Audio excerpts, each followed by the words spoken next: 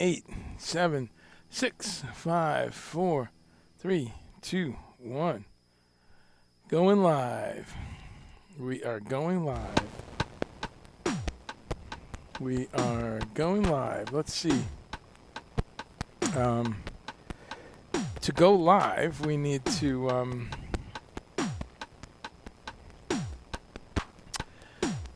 let's see. We've got some systems rolling. I think we are live on Facebook.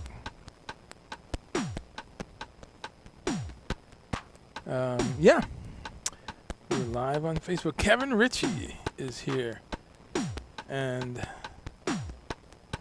Kevin Ritchie and Rich Gregory. Live. Let's see. To go live, we need. Let's go. Let's let's mute me there. There one me is enough, folks. That's because then you get. I think we are live. We can get really avant-garde.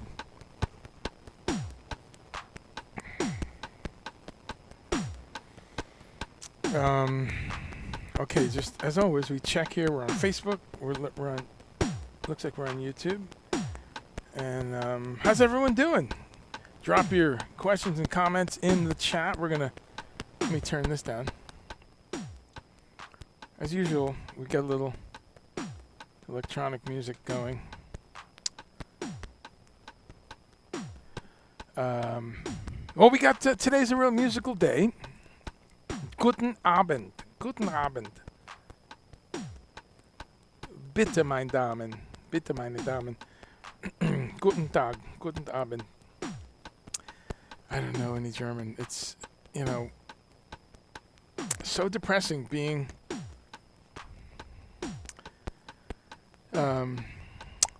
spending this much time in the American school system as a child and not learning a bunch of languages. Un poco español, necesita practicar. Cuando está en un país con español, practicar unos 2 semanas es muy bueno, pero con 4 años en colegio, no es bueno. So yeah, I can, if I'm in a place that speaks Spanish, if I'm there a couple days, I can manage, but really a shame to not know 3 languages, Like so many people that went to school in Europe. Okay, good. YouTube was choking there, but here it is. Let's just make sure we are live there. We are live. All right. So today's kind of a musical day. Okay, it's also Veganuary. Choking. Oh, it's also Veganuary, where it's the month of January. This Veganuary situation, which I'll put up right now, is really cool. They're just this group of folks that are encouraging folks to dig a little deeper in January. So I'll put that. It'll be the first thing I put in the chat. We do this every week, but those of you who like Instagram, I do a lot, increasingly, a lot less noise on Instagram. But really great. I also forget to sometimes put the other links to the show in here. If you need to share them. Sometimes you have a friend who doesn't want to be on YouTube, doesn't want to be on Facebook, which I understand. There are the links for this stream. Those are the permanent links. Well, let's see. Well, you don't need the Facebook one in there. Let me pull that one out.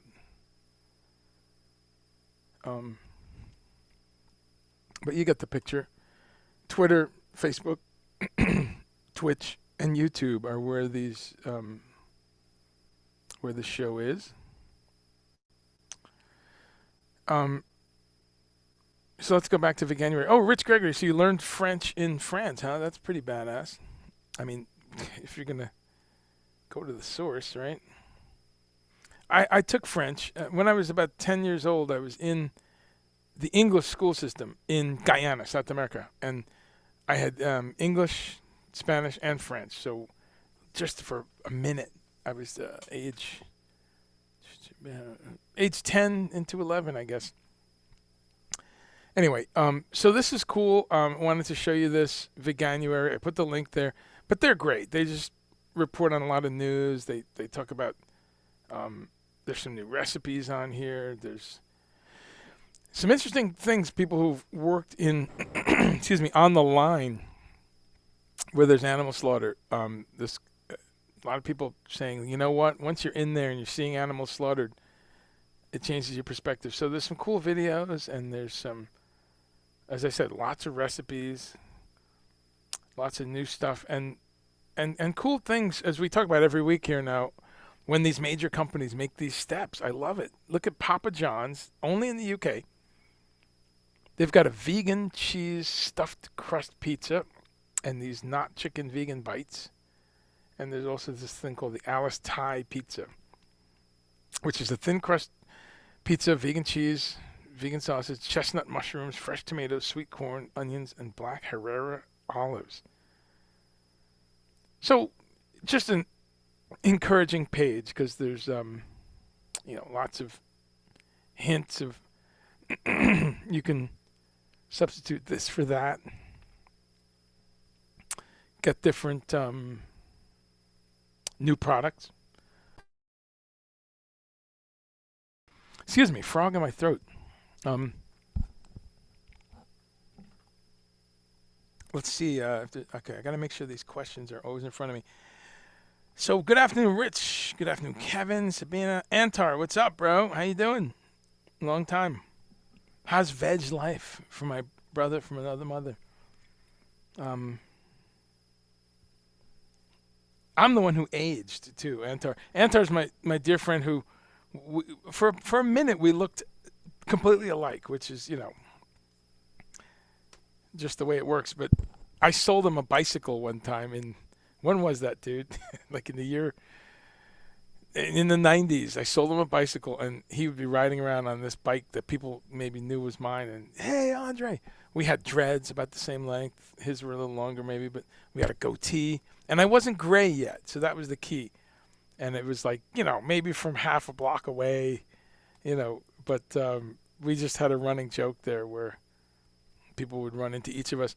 But Antar's here, and he will be on our show in a couple weeks, because we're starting off today talking to creatives. I got a series of musicians coming in. I've kind of loosely started this a while back.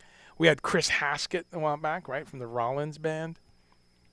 And today we've got these two great musicians, Debrissa McKinney, who's a dear friend and a local here in Asheville. She is a sax player, vocalist, plays keyboards, writes songs, and she's in like 10 different bands. So we'll talk a little bit about that, and her plant-based journey. And we've been in a band together. She's played with my band, Project Object. So we've done some Zappa sets here together, and some other, there's a Tuesday night funk jam we've played on, and some other stuff. So she's one of these great musicians, a bright light in a city of bright lights. We have so much music in this city. It's mind-blowing. Really great. Been here almost 14 years, and the music scene and the amount of music I've done with locals is just stunning. So we're going to talk to her about being vegan. She's very energetic, kind of, what's the word? I wouldn't say like a cheerleader for vegan, but she puts the message out there, that hey, this is great for animals and the planet, and I'm doing it. Check it out. So a real positive spirit. We're going to talk to her. And then another dear friend, Nail. Some of you may know him as Neil Alexander. He's musician, keyboard player, synthesist, composer, many groups of his own. And some of you know, I always say this just because it's nationally known, there's a Pink Floyd band called The Machine. He was in that band for many years. Not anymore, but many years in the band. And many great groups of his own, like Neil Young and,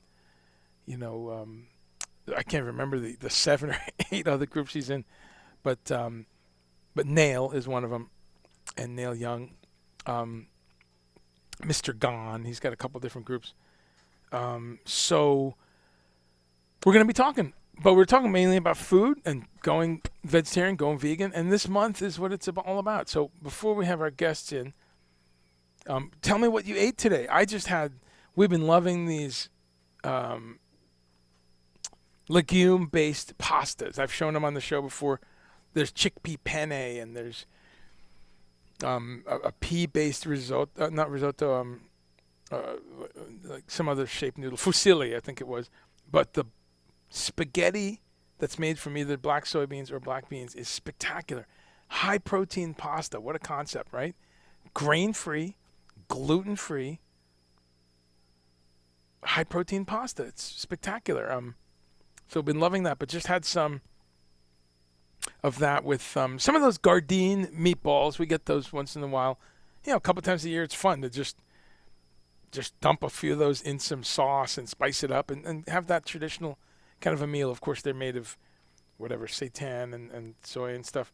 So that was great. And then I always talk about, we get a produce box every week. So we had some Brussels sprouts, some chard, some kale.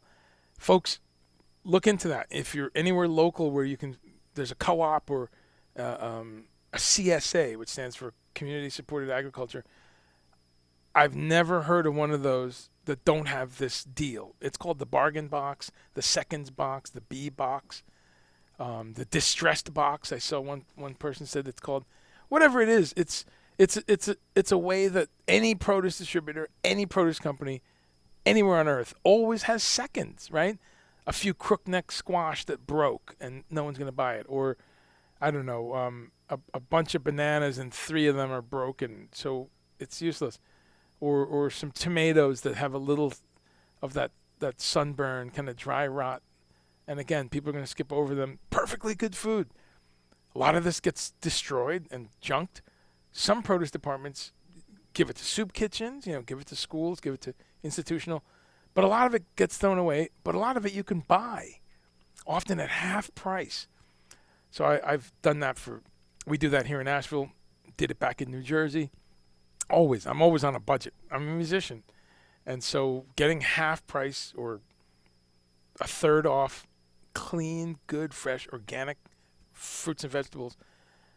So I bring that up every week because, folks, it's a way to keep it local. It's usually local. Sometimes not, but if you can check that box off.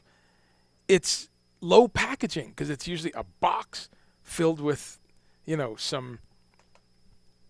mix of vegetables. Like I said, sometimes we get broccoli, 2 or 3 types of squash. This time there was beautiful onions, 2 types of potatoes. So there's no packaging usually, just stuff in a box. So you're helping with packaging, local, eating more organic, eating it on a budget. And most of all, it really defines your week of menus because we get that. And I would say the cooking around here is like 70-30, Robin, to me. Okay, 80-20. But we look at the box and we go, oh, wow, look, we haven't had green beans in a while. We'll do those this way, and here's some chard. There's almost always greens, which I love to cook. Or if there's a lot of onions, we'll cut them in half and bake them. Or if there's a certain type of squash, I'll make my famous squash wild rice soup. So I always urge you to do that because it answers those 4 or 5 questions. Okay, great. That's a little bit about what I've been having. Put your chat, your questions and your lunch ideas in here. And here we go. We have the one and only Debrissa McKinney here. Let's bring her in.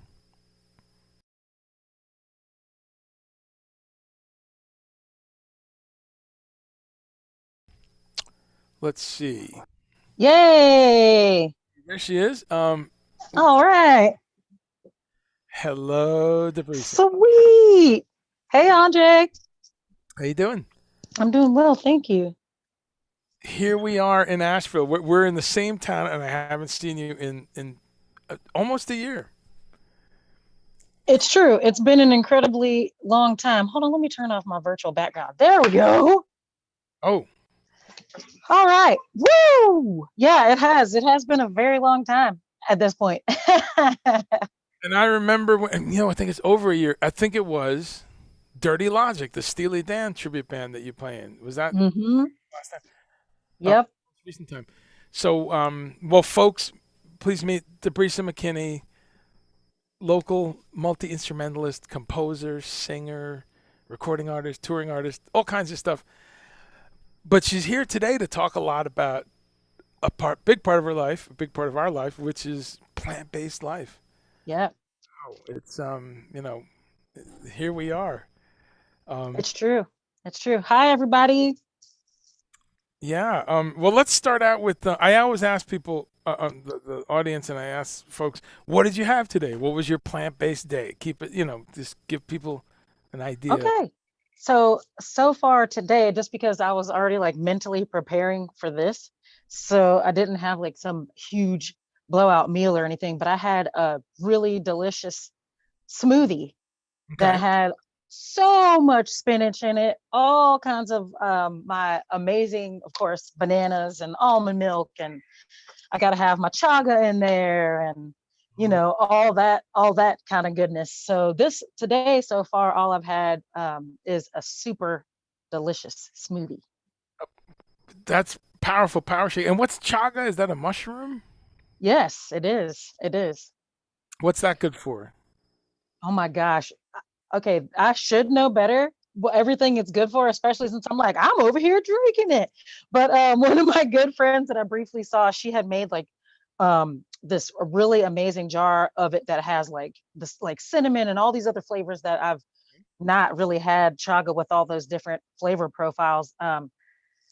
You know what? I wish that I really knew everything it was good Okay. for, but I know enough to add it to my to add it as a supplement. I do know that much. I've heard of it and I know it's immune system probably, and it's very it's one of these superfoods. But okay, that's great. And I got to get back to more shakes and more yeah, more smoothies. It's been a while, but yeah, what a powerful. Now what protein powder? Do you put a protein powder in there? I do. I just use hemp protein powder. Okay, okay. Hmm. Hemp is amazing. Yeah, It, yeah. yeah, I hopefully, use the Bob Mills, or I guess that's the brand, but but I go ahead. It's already like already crunched. I just go ahead and just put a big old scoop of that in my smoothies, and I could just that's go ahead with it. well, we talk about hemp from time to time here. I always talk about essential fats. I always tell people, hey, look up your fats, learn about omega 3, 6, 9. I know you do Yes. that, and the hemp. Wow. Tell us about. Do you do any fat additions to your stuff? Flax oil. Also, yep, I do flax seed or already the ground flax. I'll add that as well. But also really good for getting those omega sixes, threes. One of the omegas, I eat tons of walnuts Yeah, as well to make sure that I'm really getting those. And I take my B12 supplement because I can't mess around with that.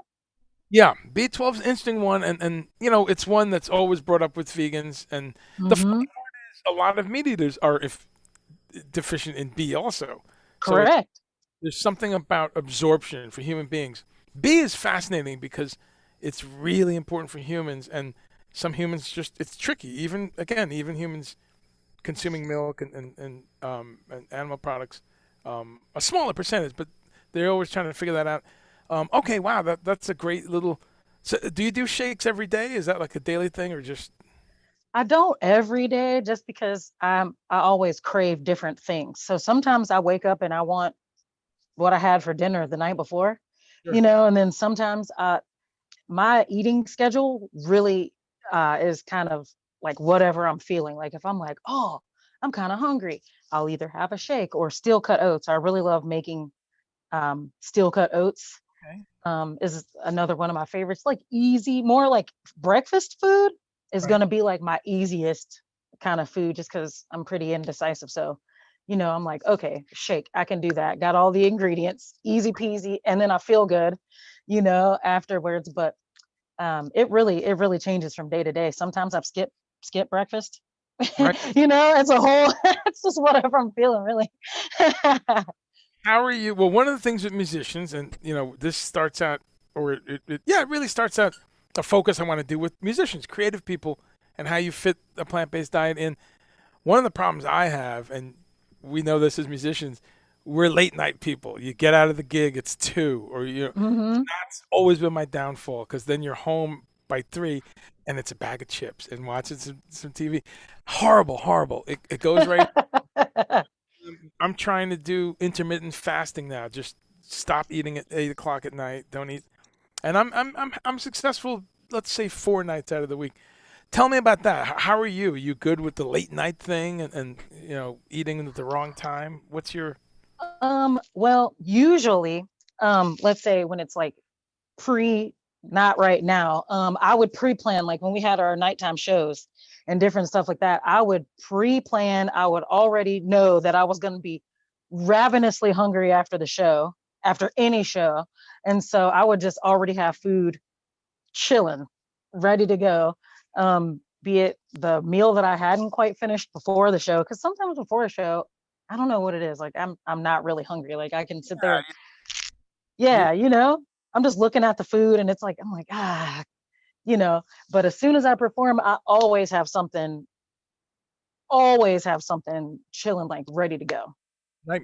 So I typically don't run into that problem, but every now and then I find myself having to do the sub, the Okay. late night sub. You know what I mean? When we're on the road, but now since the 2020 2021 crossover, Sure. I don't have any problems with the late night eating because I usually fall asleep at like 10 something. There's no chance to mess that up. Okay. Right. Right. Well, see, you work out and you exercise too. That's I got to get that dialed back in, man. What's your exercise regimen now that it's a little tougher under being indoors? What are you doing? Yoga? Are you doing weights or what's up? I still get my walking in. That's pretty much what I have been doing like this whole time. I'm not one for running, um, nor am I one really for like lifting too many weights or doing anything like that. But I will tell you that I will walk for miles and miles and miles. Okay. So that tends to be more of my style of Right. like exercise, and and I also have if I'm really like, because when it's winter, some days you're like, what? Like, how is every day this week going to be 30 something degrees? Well, that doesn't sound very inviting. And so Just look- luckily I have Yeah. a treadmill as well. So, Okay. when I'm really like, all right, got to get some moving going, you know what I mean? Like, Well, but well, yeah. Sorry. no, go ahead. No, that's the walking is great, and yeah, it's I go again. I'm good and I'm bad with all these. I got to get the discipline. That's the part, and getting a little bit better. And in the winter, yeah, we just bundle up and do that power walk. And Yeah. hopefully today, one of the things about this is to introduce people to different folks, different creative folks.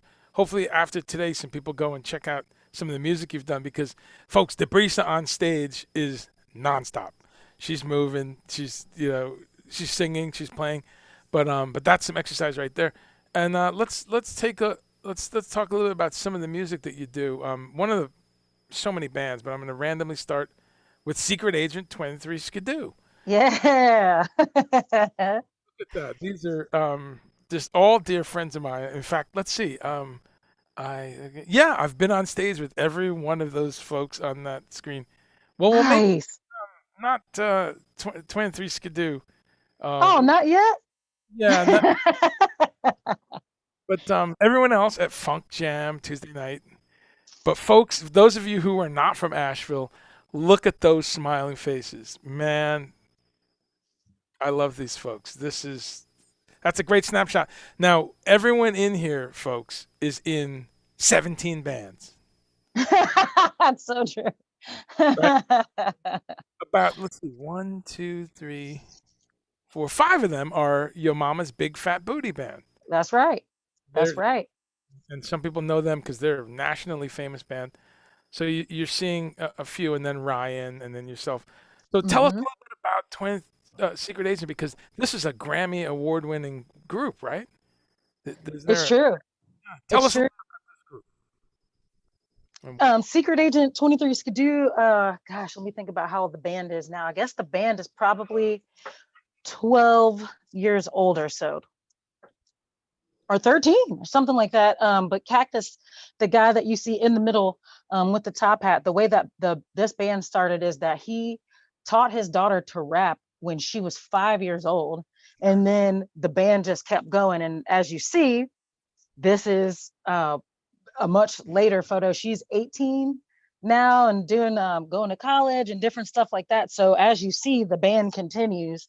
And Right. this is you see a lot of local Asheville heavy hitters. And then, yes, Secret Agent 23 Skidoo has now, we have a this branched out and have this new band called the Secret Agency. So after Secret Agent 23 Skidoo, it's like basically the Secret Agency, which you flash that up for a second. We'll still do our Secret Agent 23 Skidoo shows, which we do. It's a lot more younger, but still really conscious and really great lyrical content, Sure. uplifting and different stuff.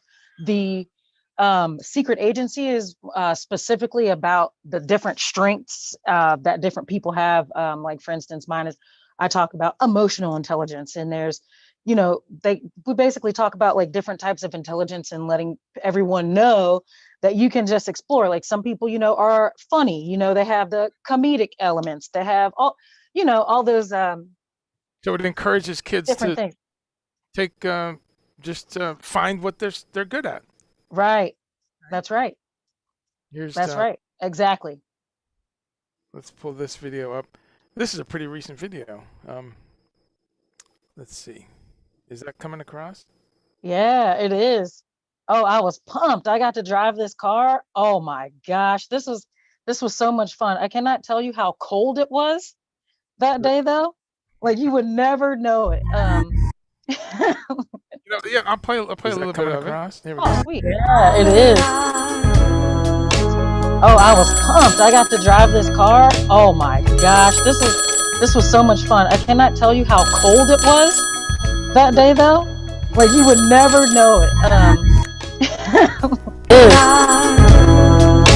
Oh, I was pumped. I got to drive this car. Oh my gosh. This was so much fun. I cannot tell you how cold it was that day though. Oh, that got trippy. I know. Wow. It like grabbed a loop. Here we go. This is better. Here we go. Yeah. Life can be what you want it to be. So what you want it to be? Gotta dream it first. Dream it first. Then wake it up. Wake it up. Come on, wake up. What you see, you gotta believe. I see it when I believe it. Take the world. And shake it up. Yeah. Now if you're hearing these words, you just plunge, jump feet first into the deep end, my friend, cause each verse I write is research to help your dreams work. It gets cool. Using dreams for jet fuel, the next few minutes are like a test tube. Let's prove inside your mind is great truth, and your dreams are the keys to make you break through. Now don't that sound like fun? The ticks of the clock start to pound like drums. The days are a blast like some brass horns. You start to dance more, your heart transforms. We all got a life to live, seeking the future. That's what a psychic is, making the future. That's what we all do. Superhero is what I call you. Life can be what you want it to be. Yeah, so what you want it to be? Gotta dream it first. Dream it first. Wake it up. Wake it up. Come on, wake it up. But to see, you gotta believe. I said you gotta believe. And take the world. Take the world. And shake it up. Shake it. Just shake it. Life can be what you want it to be. Wow, that is great. That is great. Little taste of that, folks. And that's pretty recent. That happened over pandemic, right? Well, we filmed it before. We filmed it pre-pandemic, but it just got released Edit that. this Wow. past season. But It's I caught y'all. You're on some multiple band show, and I saw maybe a couple songs, but outdoors. It was somewhere, maybe I don't know, Lexington after 5 or something. Who knows? Years ago, but wow, for anyone looking for some cool new music for their kids, and that's the thing. It is a kid focused band. Yes. No, Family hip hop. no negative imagery or different stuff. Just this uplifting message. I love it. And kids emphasizing books and what I love too is the message you said, and I've seen this in a few of the songs, encouraging kids to say, what are you good at? What are you interested? And hey, that's your thing. Let's look around. There's a career there. Be positive. Be kind to your friends. So That's what right.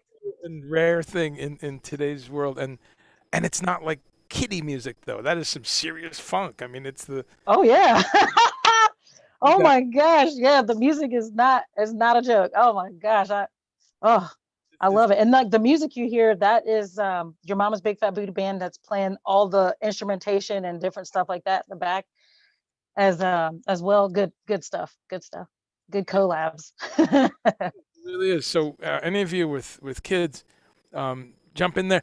That band. Now you've done some road work with that band, right? That's right. That's How, right. We've gone all over the place, all over the different places, all over the world. It's right. What country? fantastic. What countries have you been with them? We've gone to Canada a lot with them. Also we went to India as well in 2015. And then we went to Australia as well in 2019. Right. Yeah, like that. Oh gosh, that was great. But we've been to Canada, I guess, maybe 5 or 6 times to play different festivals. With only India once and Australia one time. Got to make it to India. What? Talk to me a little bit about being vegetarian on the road. I mean, because there seems to be extremes. Some people have it totally dialed in, bag of almonds, da da da, nowhere to go, and other people find it difficult. How has it been for you being on the road? Easy peasy. Wow. Thank goodness it has. Because really the way I tell myself, the way I like, in my mind, I'm like, okay, I don't eat dairy and I don't eat animals. So therefore I eat everything else. Simple. The other 25 million things. Right. Right. Everything else. So when I'm really adaptable, and luckily a lot of places, well, I wasn't vegan. I was, I think, vegetarian when I went to India. Okay. And then yeah, I've been vegan all when we went to Australia. It was fantastic. It was easy. It Sure. really was. I don't know if I just have it. I don't know if I'm just not a picky eater or if I'm just like lucky, because I'll eat anything from a sandwich. I'm like, oh, we got rice, veggies, great, I'm good. You know, um, yeah, I really haven't had any problems. And of course, when we go to these music festivals and we tell ahead of time, Oh, okay, we got someone vegan or or vegetarian, or this is their dietary preferences. Luckily, we've been to places and well, um, these days, yeah. I mean, it's such a revolution, as you know, in the music biz. We meet people all the time. So that's no. I think it's that you're not picky. I think, and that I'm not either. I mean, I'm probably picky about a few things, but not really. If it's just, I've been on the road with some vegetarians though who don't like vegetables, don't like tomatoes, don't like this. So they end up ending in a situation. But yeah, do you carry anything with you? You carry any spirulina, some almonds? Do you carry energy bars, Cliff bars, anything? I do. I will. Now, I definitely will do that just because sometimes you don't really know, and I like to be prepared. But yeah, I'll take nuts, mixed nuts. Um, of course, yeah, it's my green drink to mix in because even though like sometimes I less when I go to play festivals, but sometimes every now and then we'll go play a show and it's like, they just don't have, I'm like, okay, check me out. I just go, I eat a whole bunch of nuts, take my green food, and I'm like, Okay. cool, I'm good for a few hours. Yeah. So I definitely take those things for like last minute if I really am gonna need something. I have those just in case. Or just a snack, we're like usually we'll be on the road in transit. I'll have those, some snacks. And it's so great. All these truck stops, whether it's Flying J and all these truck stops on the highway, they've gotten so great, right? They all have naked juice and nuts and things without any cottonseed oil and Right, right. And little fruit cups, you see fruit cups all the time now. And uh, I'm like, okay, hum- salads, places, hummus, yeah. hummus, right? And kombucha. I've seen kombucha in the hmm middle of Idaho. How about, do you ever take spirulina? Because that's a road staple for me. Do you take spirulina ever I do. Well, I have spirulina's mixed into my oh my gosh, what is that company I use? in the shake? Or Yes, yeah, that I use for the shake. It's a powder that has spirulina, all kinds of fruits, vegetables, all that kind of stuff. So yep, I would say spirulina is a go. It's in there. yeah, I love it, and it's for folks that don't know about spirulina, and you're looking for immune boosting supplements or sources of protein. I cannot say enough about spirulina. I love it. Some of you have heard me talk about it before. Spirulina is actually, quote unquote, one of the perfect foods, and mother's milk would be perfect because it's for an organism. Eggs are kind of perfect, even though we don't eat eggs. They're perfect. But spirulina is number three. And as Debrissa is saying, it's in shakes. It's in these different protein shakes. But it's great to just grab some tablets, and it's got omega fats in it that are very good. So that's some cool stuff. Um, Tell us a little bit about when you went vegetarian. Why did you go vegetarian? Because you told me you were vegetarian many years ago for a long Yep. time. Took a little break, and then tell us a little bit about that journey when you Okay. started. I became vegetarian in my early 20s because I was like, oh, sorry, let me just tell you in case you hear any hammering or anything as well. That's they're doing some construction underneath my apartment. In case you're like, what is happening? I don't know if you all can. I don't know if you can hear that. So But I went I went vegetarian in my early 20s because I was like, I was like, I don't know where my meat comes from and like all these different things that, that's what I was telling myself then. And then, fast forward some years, and then I was kind of towards the back end of that. I was pescatarian okay, for a while, and then I moved to Asheville. And then I was thinking like, oh, okay, cool. Easy place to be, vegetarian or pescatarian or whatever. But as soon as I got here, I was like, oh, they had all these like local, like Hickory Nut Gap Farms and like all these things. So I tell myself, then I was like, oh, well, now I know where my meat comes from. right, So I'm going to eat it again. okay, Right. But right. then subsequently, I was just eating all the meat. I was just eating everything because after a certain point, you stop. I wasn't using my discretion any longer for, you know, this is local meat and different stuff like that. And then fast forward some a little bit after that, and I had Hodgkin's lymphoma for a little bit and did chemo for a little bit. Right. And then after that, I was kind of like, oh, I'm like racking my brain. I'm like, what could have happened? What could I have been exposed to? What could I have eaten? Or like, something like that. And of course, you don't know what makes your body just go, okay, we got this condition right now. So I just went on, like, I was like, oh, I'm just gonna eat all this meat. And I was just drinking all the tequila and all the beer. And I was like, oh, and then and then I I was wanting to get back healthier again because I wasn't feeling great even after I had chemo. Right. I was like, geez, I was like, what in the world? And I was eating dinner with a dear friend of mine, and he put on What the Health, Okay. and I was like sitting there, and I was like, oh, like then I don't really want to watch a movie while I eat and all this. And by the end of the movie, I was like, I had Time. put my plate down, and it didn't have meat. Then I had already gone back to being vegetarian, and In, I in, had something with cheese. in the Mhm. course of eating that meal, you changed right That back. was it. That was it. I put at the end of that meal, I put the plate down, and I literally was like, all I have to give up is dairy. I was like, I am good. I was like, I am good. And then I realized for me, it wasn't about like if the meat is local or anything like that. No, no, no. I don't have to take someone's life to Yeah. to be full. No one has to die for my plate. It's not about, for me, it's not about whether it's local or whether it's factory farm. Somebody has to die, Yeah. No, whether you were nice to them or not. yeah. Now, You know? the So, what's your thoughts? Because someone always says, well, the lettuce has to die or the broccoli has to die. Talk to me about, how does that fit in when you hear that? I mean, and and that is true. You know what I mean? I do realize that yes, vegetables do have to lose their life in the process of us eating them.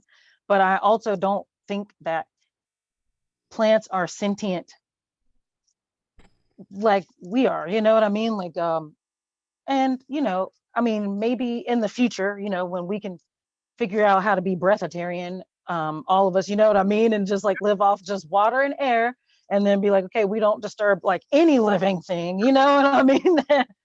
Okay, but like in the meantime, you know what I mean, I take my nutrients from the living plants, you know what I mean, that get their chlorophyll and a lot of their love and light from the sun. Yeah. It's one of those things. I don't feel bad because when I eat lettuce, I know that lettuce isn't mourning the fact that their child got taken away to go, so yeah, that's about my answer to people too. And there are these measurements that plants react when you touch them and things like that. Oh, that's all true. Mhm. One of the things I always talk about on this show is most vegetarian foods, actually, you don't kill the plant. If you have a tomato plant, you take the tomato. The plant is Hey, yeah, run with that. Actually, unless you dig it up from the ground, like a carrot, a potato, a beet, a turnip, so that you do kill the whole thing. Most things, whether it's almonds, mangoes, avocados, hot peppers, all these things, eggplant, the plant lives on. right. You're just taking some fruit, just Yeah. getting some of the, yeah. And the Jains, which are the Hindu sect, that's part of their thing. They don't eat anything out of the ground. Part Oh, kills everything, but also just digging up. This is how strict they are. Just digging with a shovel or a hoe or a fork.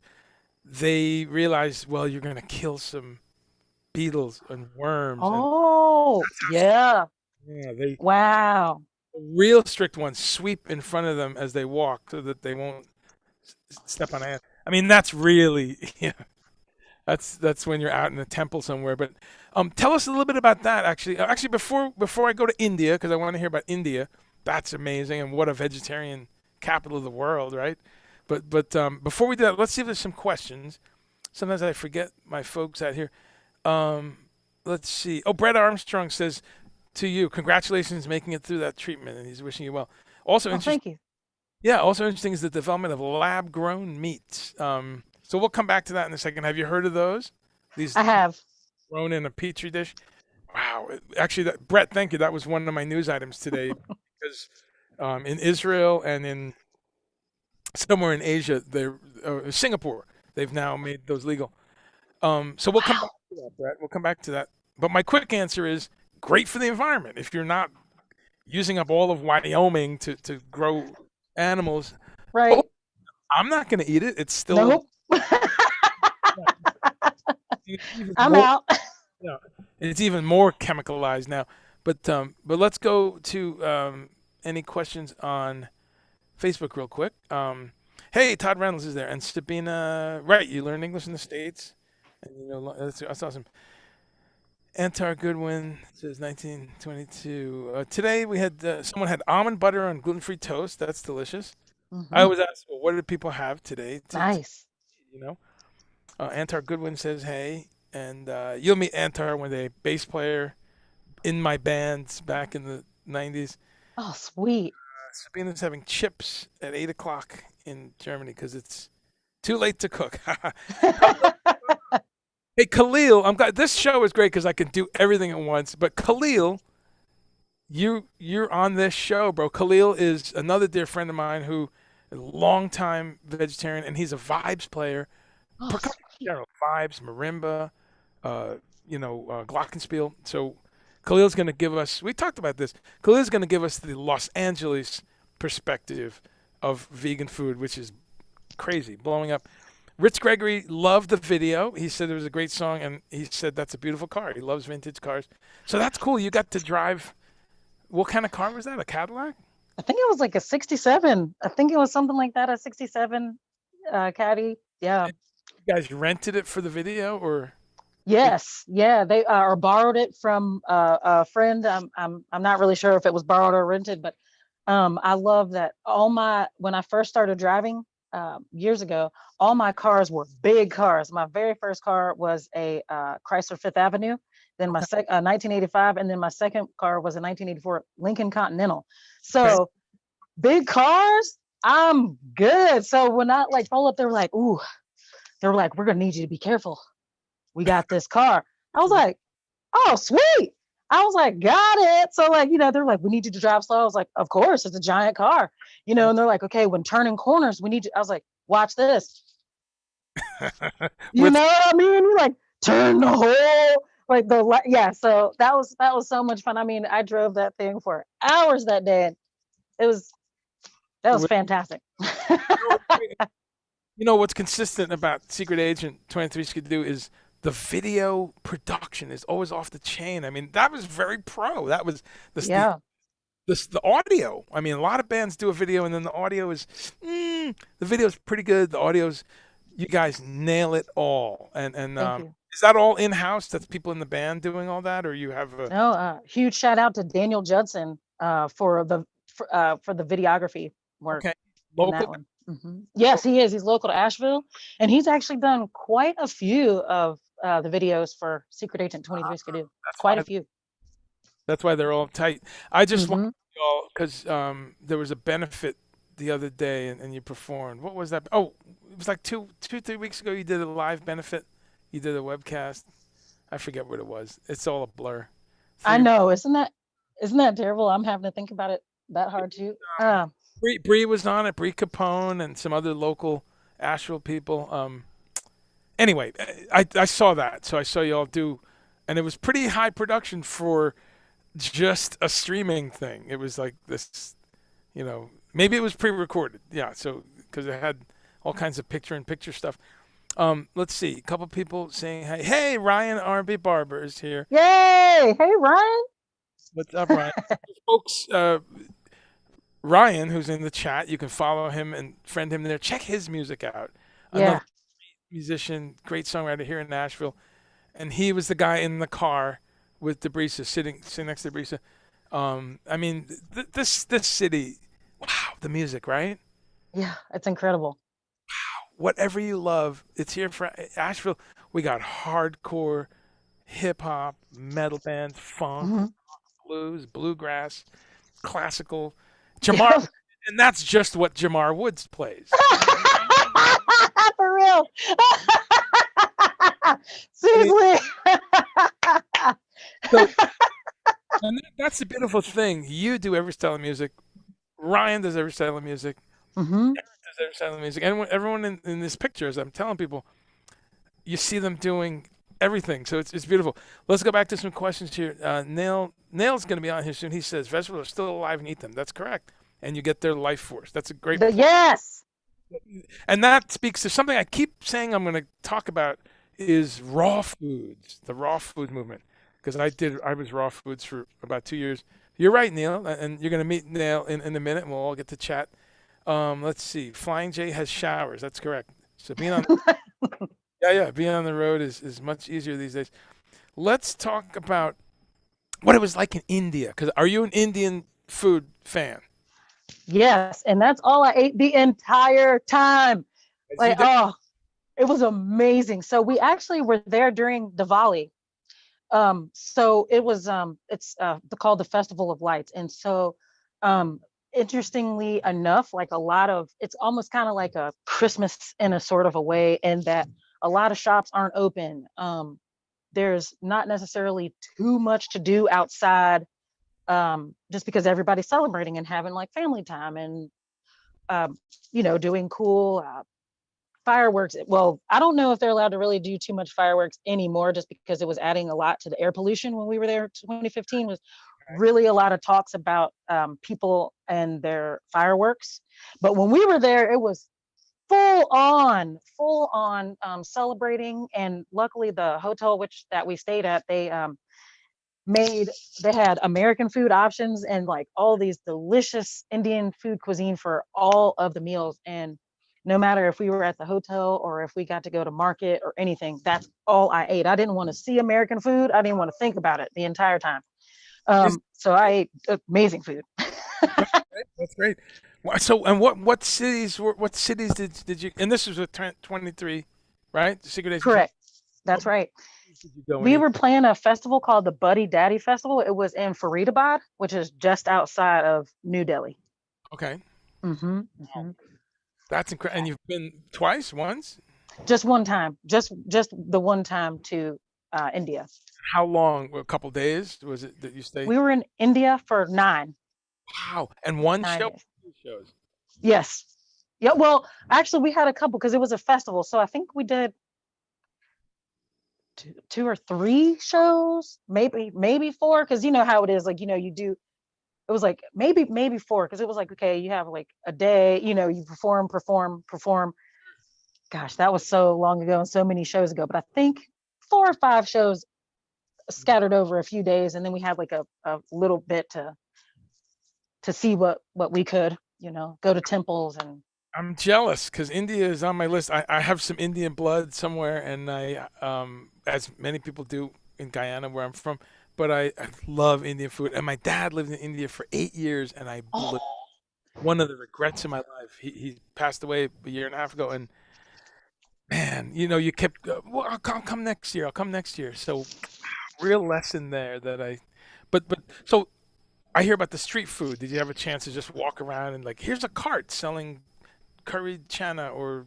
We did once. Like I said, it was kind of shut down for a bit just because it was the big holiday. But when we did get to go to market, okay, it was amazing. The food was just fantastic.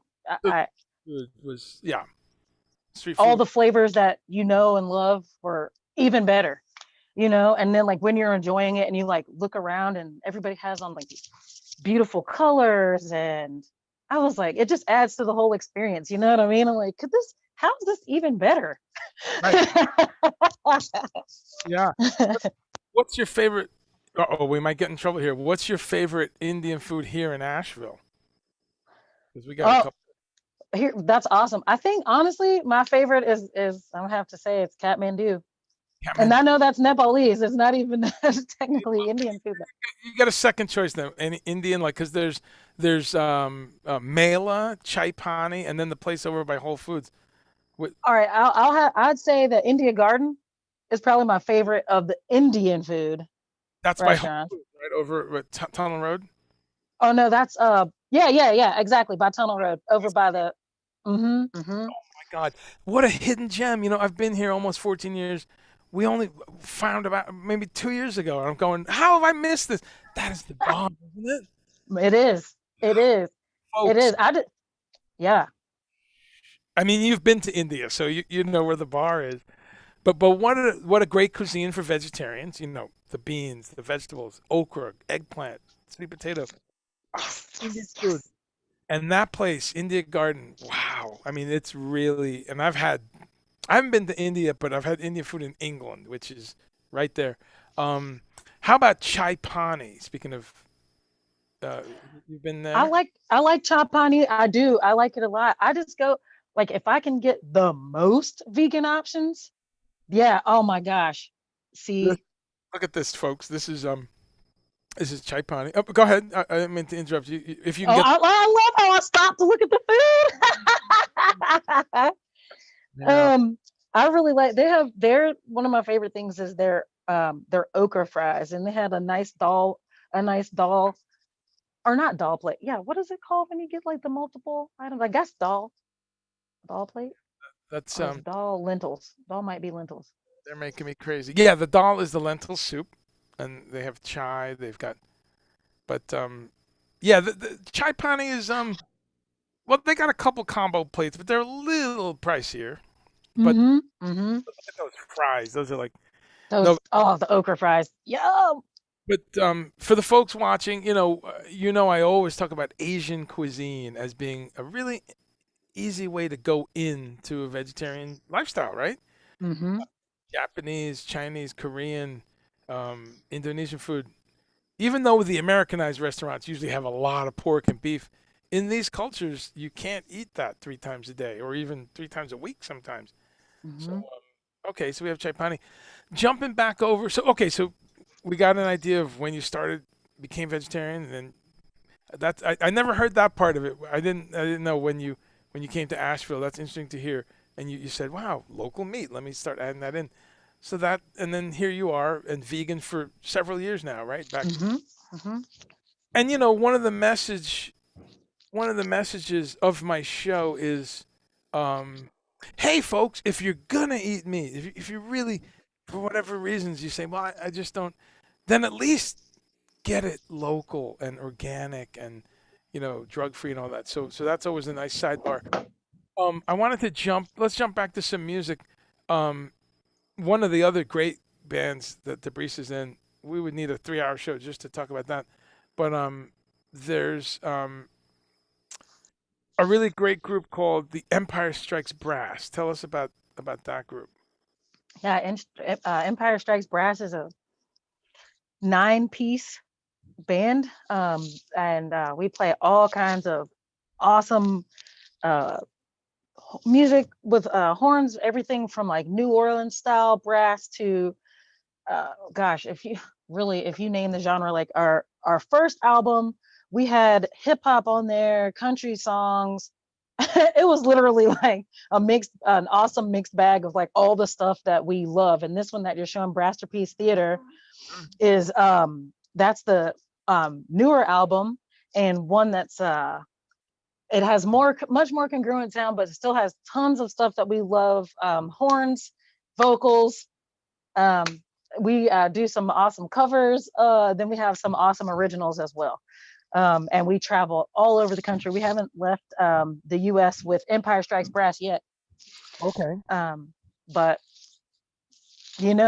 and plus it's like such a huge band and huge amount of people, but we have a good time. We have a really good time. That's such a fun band, and it's a great band, and it's just an interesting take on stuff. Like you said, there's hip hop, there's rock, there's pop songs, there's dance music. Again, one of these bands where if a town only had that band, you'd be like, wow, this is a crazy, look, how do they have all these horn players, that are so good. Okay, and then just jumping around a little bit, there's another band that I brought up before, and now this is another one of my favorites. And I want to hear about some of your original music too. Do you have a band camp of any of the Debrissa stuff? Oh my gosh, there is. You will maybe be able to find, I think not on Bandcamp, but they're on YouTube. You can find a song. It's a little bit older now, but there's a song by Debrissa and the Bear King. Okay. That's on there. That's when I had a giant fro. Like I had a huge giant fro at that time. That was so cool. But Ozone, I have some stuff up there. And what's the name of the song? Because let's see what we got. There's Good Company. Good Company. That's it, right? Yeah. Good Company. Yeah, Good Company's good. Good Company's. I remember. Good Company's fun. And then you did the Nina Simone tribute. Let's check this out, folks.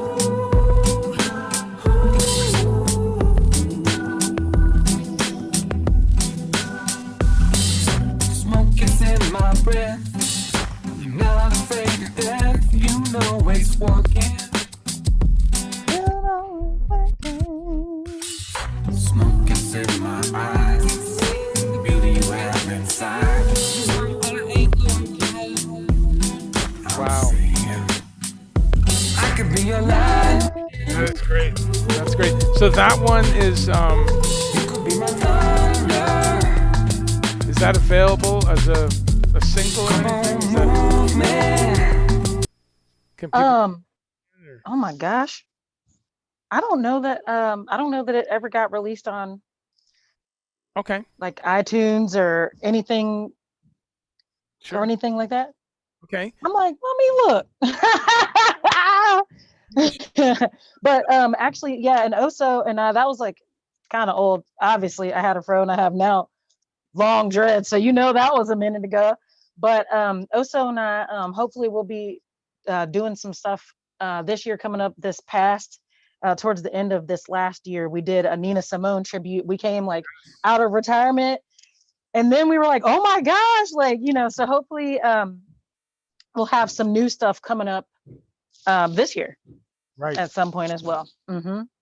No, I love the Nina Simone tribute. I didn't catch it, but saw some video of that, and that is let's give people a little taster of that. Ain't it hard just to live? Oh, Baltimore, ain't it hard just to live? Just to live. Hey.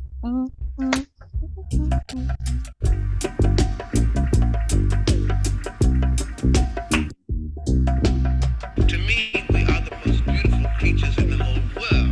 Black people. I mean that in every sense, outside and inside. And to me, we have a culture that is surpassed by no other civilization. We don't know anything about it.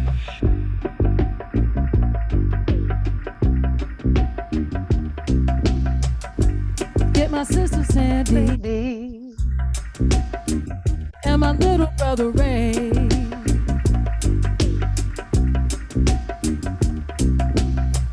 Buy a big old wagon to haul us all away.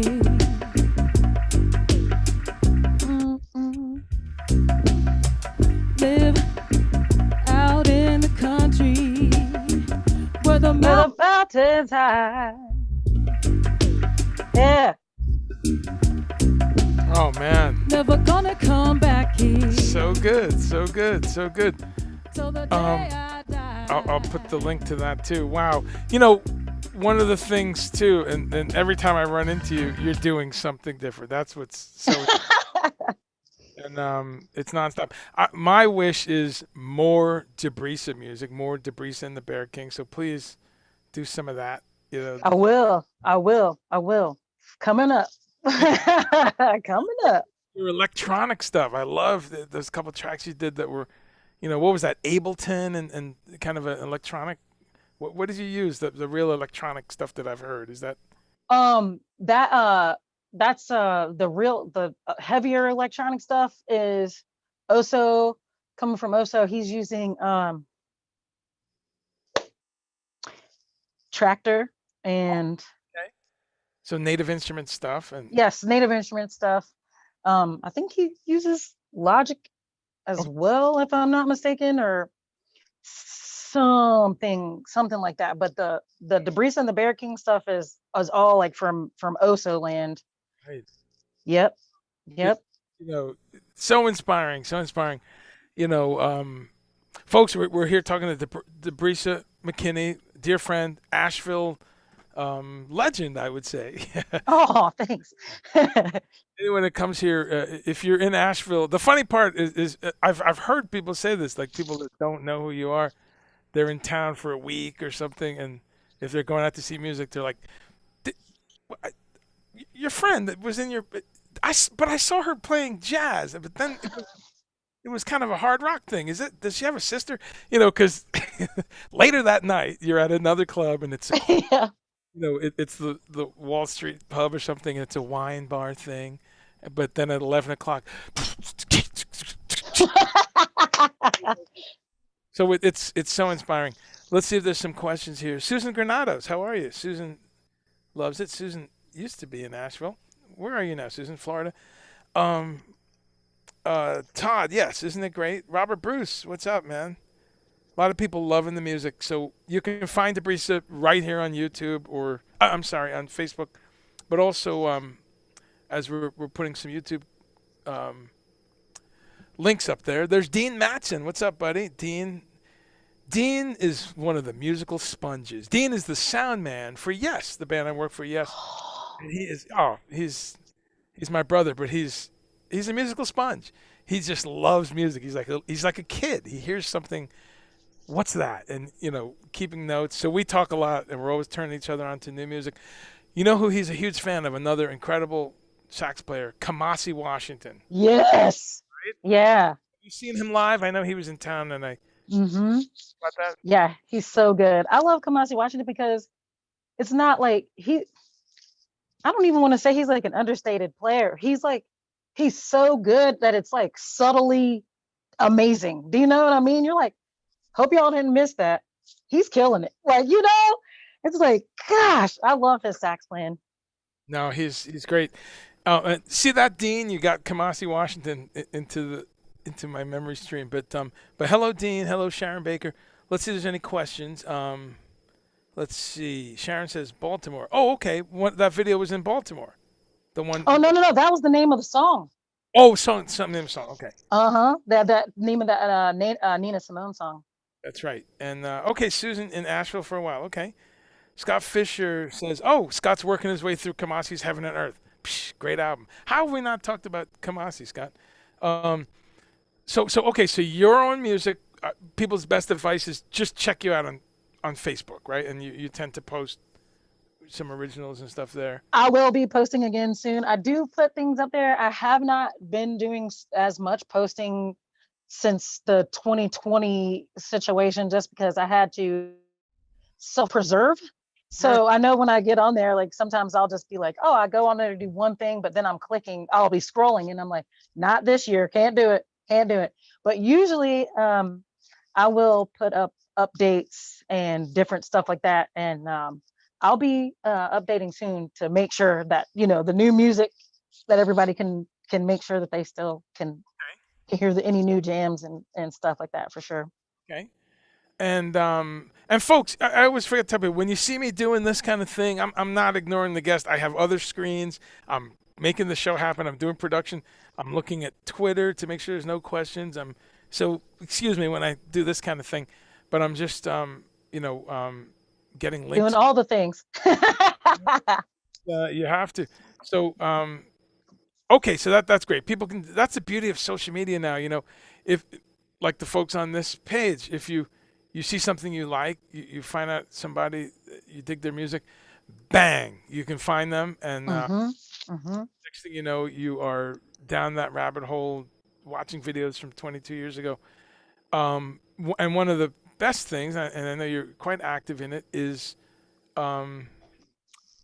So I'll put your Insta up there. Oh yeah, thank you. I tend to put more on, if I'm going to be posting something, it'll probably go Instagram first, and then so yeah, Instagram's a good place to look for sure. We just put that up, and let's see some other comments. Neil, well, Neil's going to be part of our conversation soon. I'm looking forward to have you meet my dear friend Neil. And as I always wish, hopefully we'll all play some music together, because I can't wait. You probably know some Weather Report, right, on sax. You know some Wayne Shorter parts, Weather Report. You ever try that? I know you love that, but have you ever played some Weather Report? I have not. Okay. Well, when we talked to Neil, he's got a great band, Mr. Gone, that does Weather Report. So get those Wayne Shorter parts down, and we have a band instantly. Nice. Of course, Guy Samuel Newton's in the house. Hey, Guy. He says, I'm in love with Debrissa. Well, there you go. She is fantastic, and I love her too. But I do have two little sisters, but Debrissa's like one of the little sisters I never had. I never had a musician sister. Well, that's not true. My one sister used to play flute. She's starting up again. I want to talk also, before I forget, we got a lot of Zappa fans on here, and we've done 2 Zappa shows. So Debrissa, folks, is part of Project Object. She's part of the Project Object family. And so we've done a few shows, and I want your thoughts on that. But when Zappa fans will get a kick. We when we introduce one certain song, we call it Cosmic Debrissa. Yes. Reflect a little bit because I still get goosebumps that I've gotten to play with so many of these Zappa alumni. Tell the folks a little bit what it was like playing with Denny Wally, and you did the show with Artemis Pyle. Did you do that one? Yes. Yeah. Talk to us. Wait, no, I don't. Was it the one with Artemis? I did. Well, we did the one You did a where the couple drummer from. from Dr. Dog, Yes. Eric Slick. Yeah. Yeah. Yep. Did I do one with Artemis? I played with Artemis. Yeah, I right. think so. But you did a few with Denny Wally, the slide guitar. Yes. But Yes. And talk to us a little bit about Zappa and your love of Zappa and all that. that was wild. Okay, so I will say when I very first got an email from you, I thought because you also do The Bowie band. the Bowie, right? And so when you send an email, I was like, no problem. I was like, oh, I can do the Bowie, no problem. And then I had already said yes, and then I realized I was like, oh wait, this is Zappa. I was like, hold on a second. And so then I proceeded to lock myself in my room for a week. Right. And I did not come out until I had it down. Like I felt like I had become, I really can't even tell you how a week straight in my room of me and Zappa and trying to, and like not just listening to it to be like, oh, but learning it. Yeah. I literally went to a different plane of existence. I was walking out of my room like, next, like people were talking and I'm just like I felt like so universe, like I became the universe or something. You know what I mean? Like I'm trying to tell you, amazing music to the point where it helped to free me because I was like, it doesn't have to be like this. It doesn't have to be in anybody's box. You know what I mean? It just has to make you feel. It has to make you feel something, joy, interest, anything. And what a fun and fabulous experience. Thank you so much for having me. Thank you, Frank Zappa, so much. Like, I hope we do it one of these days. No, it's so great, and assembling these great local musicians and having a horn section and having Derek and you, and like you said, there's no box with Zappa. We did everything, and you guys did some difficult shit. You really did the homework and made it happen. Made it really happen. There's another group that you're involved in that I want to pull up here. Of course, folks, go to Debrissa's Instagram because I'm always most interested in the person's original music. If we can get that out there, if we can push that. Yeah. But let's see. There was a where did I put this? I pulled up. Well, let's take a look at this. And any big Steely Dan fans, check this out.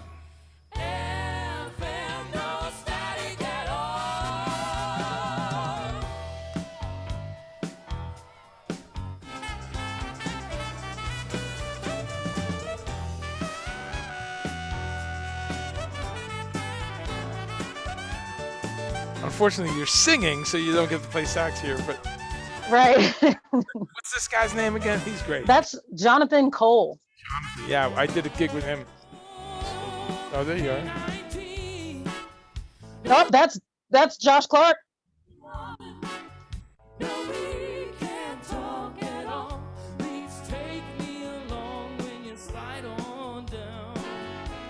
BJ Liederman, local.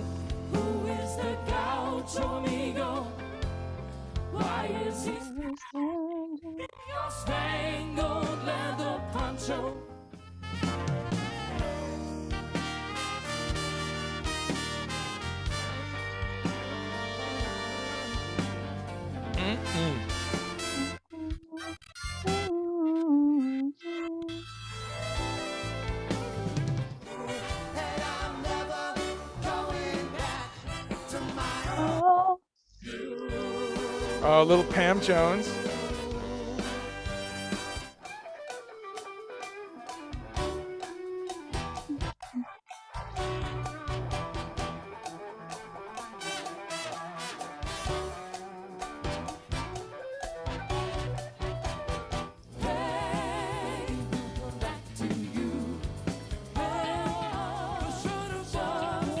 Oh, yeah.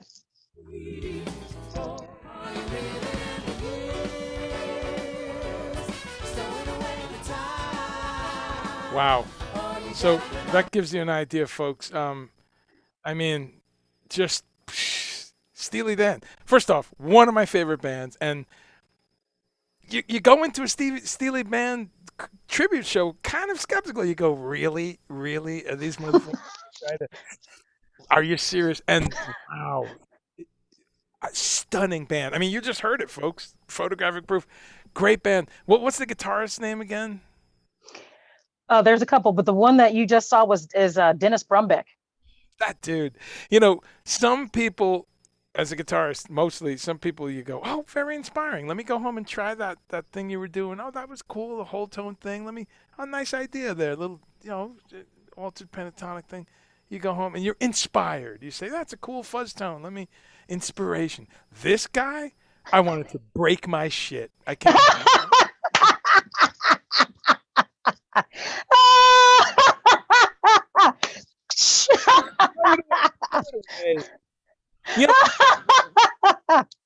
Hey, music fans out there know, because the thing about Steely Dan is you're covering Walter Becker parts, Danny Diaz parts, Jeff Skunk Baxter, Larry Coryell parts.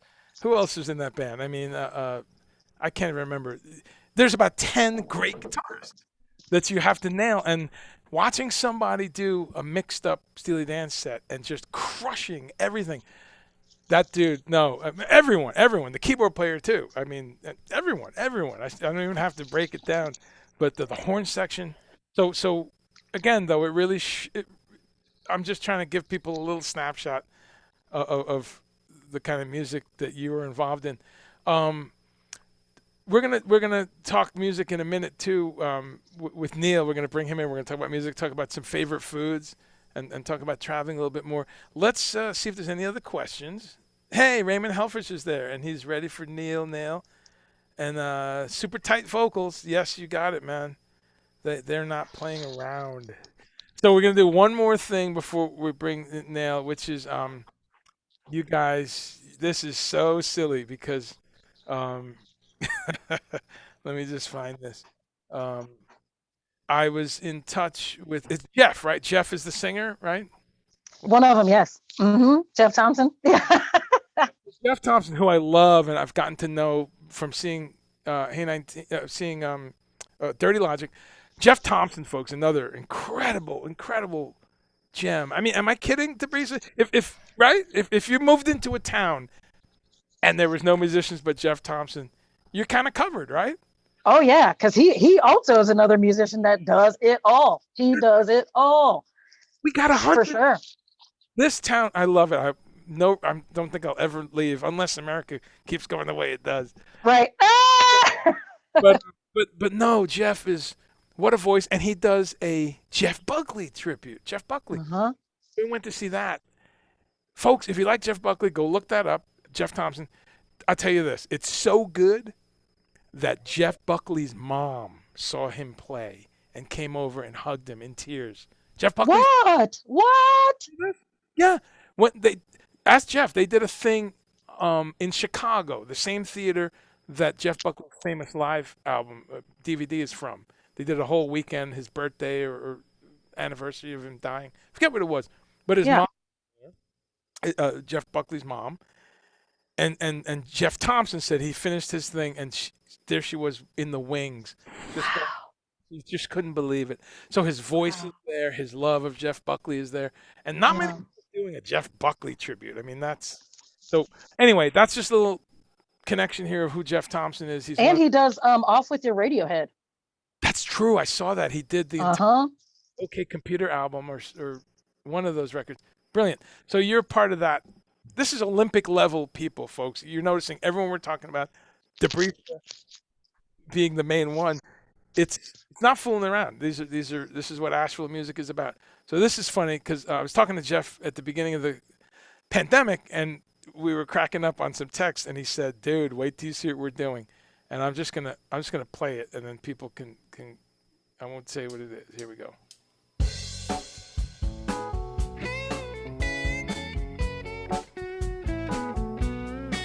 Oh,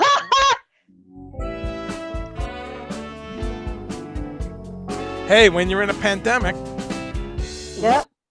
When in February I had the freedom to move about. Then came the headlines, very scary. I'm stuck at home now, and I can't go out. COVID-19. We can't dance together. No, we can't touch it all. Please cover your face if you go to town. look at oh, it's so stupid. AKA Corona. It's going viral. That ain't good. No NBA game, no live performance. No toilet paper in my neighborhood. COVID-19. No summer not covering your coffin. They don't have masks at all.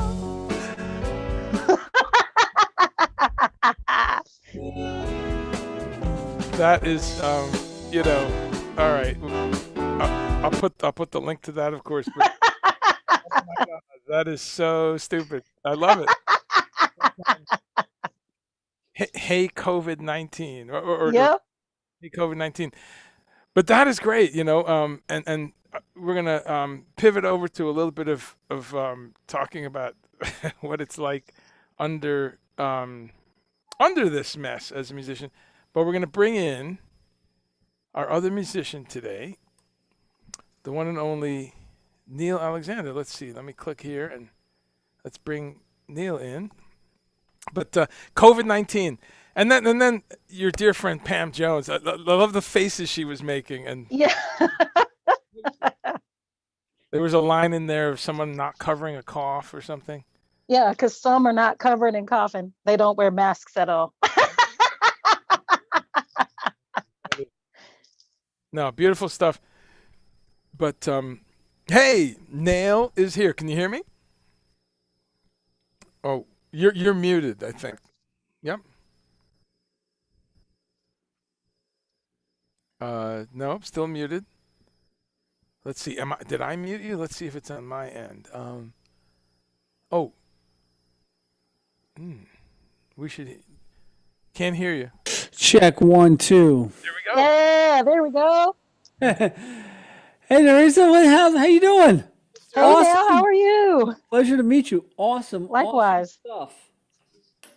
Yeah, and you probably it's one of those things where you probably I love that about Facebook.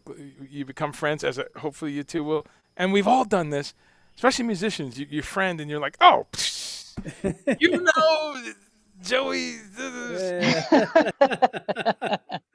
Joey Zizzes, yeah. Exactly. We always know people, but I know Joey Zizzes. let me just get this going.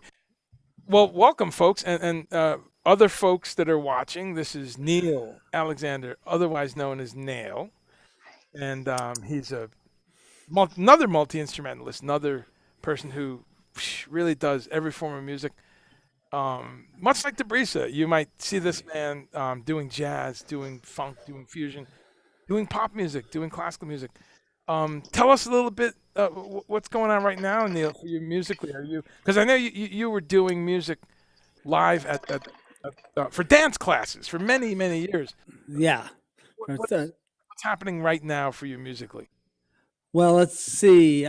Currently, I'm I received a modest grant last year from a local arts organization to write some new chamber music. So that's currently what I'm working on. I have a piece, eight instruments, 5 movements. I'm just coming down to the last 2 minutes of the 5th movement. So I'm really excited. We're looking for a late April, early May premiere. I'm not sure what the venue is going to be, but we're going to find a location and stream it, and hopefully broadcast it to local drive-in movie theaters as well as on the internet. So that's really what I'm focusing on now. And then I have another live stream. I was doing live streams, handful of them last year. I have one coming up on Friday, Right, at 9 p.m. that's cool. Yeah, features some original music, some couple cover tunes, maybe some classical, mixing it up. That's great, and I'm excited that I'll be able to see that one because I always love your streams. And thanks for reminding me. Friday night, folks, you want a night of music and an alternative to the news for a bit, which we should keep in touch with the news, especially now. But you do need to cleanse that palate. And on Friday, if I can plug 2 things, I'm part of MakeWeirdMusic.com. Yes. Folks can check that out. MakeWeirdMusic.com. Who would think I'd be involved with that? But I'm doing a series of interviews around creativity. And Friday night, I can't wait. Friday, 6 o'clock Eastern time on MakeWeirdMusic.com or on their Facebook, and I'll have it here. I'll be speaking with 2 other dear friends. I just realized I have a nice book-ended week because I have 2 incredible musicians on a Monday and 2 incredible musicians on a Friday. So this Friday, folks, 6 p.m. Eastern, I'll be speaking with none other than Vernon Reed and David Torn. So, yeah, we're going to be right here chatting about creativity, Damn. life under lockdown, and music and all kinds of things. And then, that's probably about an hour and a half. And then I'll get a cocktail and get ready to watch Nail doing his solo. Now you're doing it from right there, right? I'll be right here with all my friends. Mission Control. Mission Control. So my only friends here, these guys. That's it. Hey, It's my family. and people can see it from nailmusic.com. Is that a link? Yes. Yep. You can watch the stream. I use Twitch and actually embed the stream right on the website. But I'll also be, like you, broadcasting on Facebook Live, both my page and my profile, on Twitch and on YouTube and on Periscope. Okay, that's great. Which is the Twitter thing. So Great. So multi-stream. So folks, check that out. I'll remind you of that during the week. But I put Nail's link here. Find him on Facebook. We're gonna put his Instagram up in a bit. It's the 21st century, folks, and we are changing this as we go. yeah. These are our business cards, right? We used to remember get the Vistaprint. You get those cards. I don't know. I'm old school. I still use those. Oh yeah. I still got to ask for them. I have them, and I love them. I have a pile of them. When I come home, I say, okay, let's go. Go through 'em. Yeah. But in addition to that, it's all additive synthesis like Buchla. Yeah. The addition to that is these things like Instagram and what's your Bandcamp and what's that. So we'll be talking about that a little bit. I always start here. What was your plant-based meal today? What was my plant-based meal today? Well, let's see. I breakfasted on some salad with a little hummus in there. And then for lunch, my lovely wife Nita came back from the store with some Korean rice cakes, which are like, before I knew what they were, they're like these long tubes of rice in this super hot sauce, melt your face off. So that's what I had for lunch. I never had those. And it's cooked rice, like soft rice? Yeah. It's actually shaped into like long tubes. Okay. Jokingly enough, when I first had them back in the early 90s and I had no idea what they were, we would get them from a local Korean market. It was a Korean supermarket in the neighborhood we lived in. And we were like, what's this stuff? And we take it home and it was, like knock you out of your chair. I see. Delicious and so hot that like you just burst out sweating instantly. And we didn't know what the hell it was, and we couldn't find anybody to tell us what it was, so we just called them the hot worms. Okay, they look like worms. Well, I got to check that out because I love Asian spicy food. Okay, so that's a good. Now you've been vegetarian like decades. Yeah, 1980. 1980. So I became vegetarian. Why? What changed your life? Well, some of us, it always felt weird. I would see when I was a kid and we would have turkey or chicken and the carcass of the animal on the table. I could barely look at it. I don't really know why it bothered me so much. I don't have an explanation, but it just felt horrifying. Like for some reason, felt wrong, And then as I got older and I started to explore my spirituality, enhanced by some substances which we won't discuss any further. Plant-based. All plant-based. I realized that the right thing for me to do was to stop eating animal flesh completely. And that, I'm a big proponent of like, believe whatever you want, but that's for you. Whatever you believe is for you. You don't push it on other people. You don't tell other people what to do. Yeah. And so initially I tried when I was about 18, but I didn't know anything about food combining or amino acids, and I became quite ill. So I went back to eating meat and then took some books out of the library, et cetera, educated myself. And then by the time I turned, I was, for those of you keeping score at home, I turned 20 years old in 1980. So that should give you an idea. So when I turned 20, I was able to say, okay, that's it. Pull the switch. Haven't had meat since. That's great. Yeah. And my feelings about it have not changed. That's well, you look a solid decade younger. I mean, you don't. That's not. Yeah, this camera's not really doing the right thing here. You can't really tell. But that's great. If you saw me in person, you'd be horrified. But 40 years, man. That is. So you've seen the expansion and just the products that are available, and also the rest, right? Absolutely, and. I look at it as proof positive of the evolution of human consciousness. The fact that, when I became a vegetarian, you had to like make the food yourself, or you had to do something. There weren't very few options. Now you can get a plant-based meal in like any restaurant in the country. Yeah. Diners, anywhere.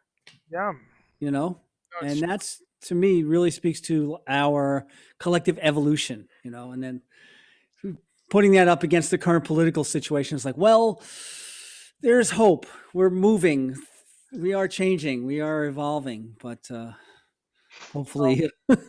No, it's true. And well, what I find, and I want to ask about favorite foods, and we can continue as we were saying with Debrissa, but I was, when I got into being vegetarian, different foods like Middle Eastern, that's what saves me right away. I loved Middle Eastern, Indian, and Chinese, and kind of I was like, wow, tell us about that. What's your favorite cuisine? What do you like? Thai, Indian, Middle Eastern? What's your? Wow, honestly, I love it all, and I'm really into variety. I love Thai food. I think when we were on the road, the Thai restaurant was always like the first thing we would look for.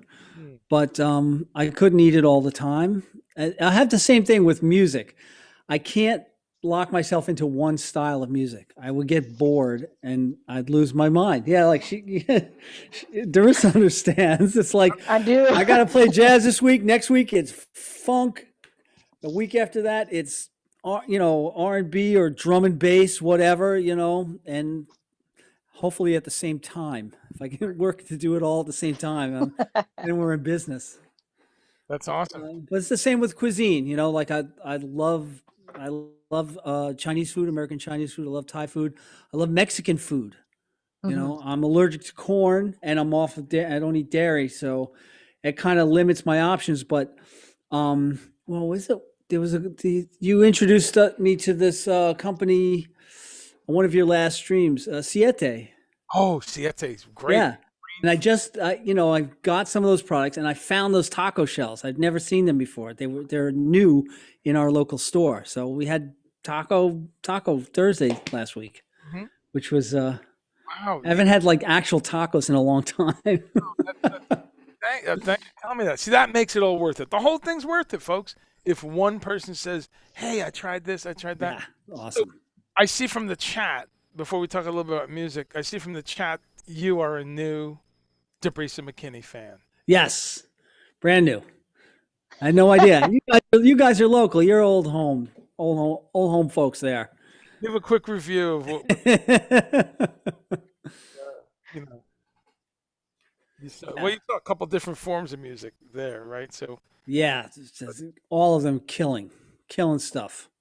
no, well, I concur. Well, we've talked a lot about getting you down to Asheville one of these days, and so in a healthier future when we're all jamming again on the big, funk Tuesday night funk stage or something, we will have Nail. Also, Nail is a Moog endorsee, and he's got 10 Moog keyboards behind him. Well, maybe 3. Well, let's count them. 1, 2, 3, 4, 5. 5 Moogs. Yeah, not counting the Moger Foger. Debrissa, let's thank this man for supporting 2/3 of the Asheville budget of the year. Seriously.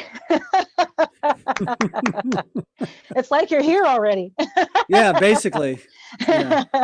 I love Asheville. It's a beautiful city. Been there a couple of times. Right, it's right. Fabulous. We got to get you down to play. So no, that's great. And well, let's look a little for a minute at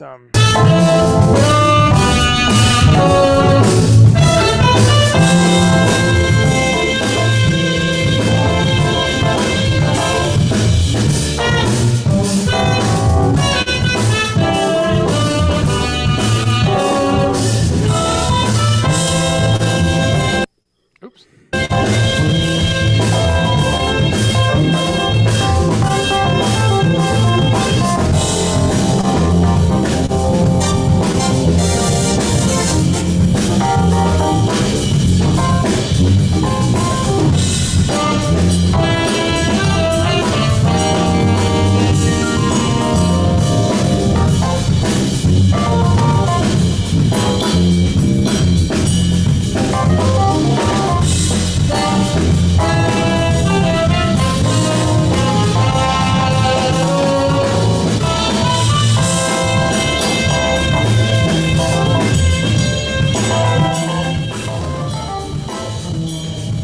Yeah, little taster there. Yeah, she still gets me fired up, man. That music.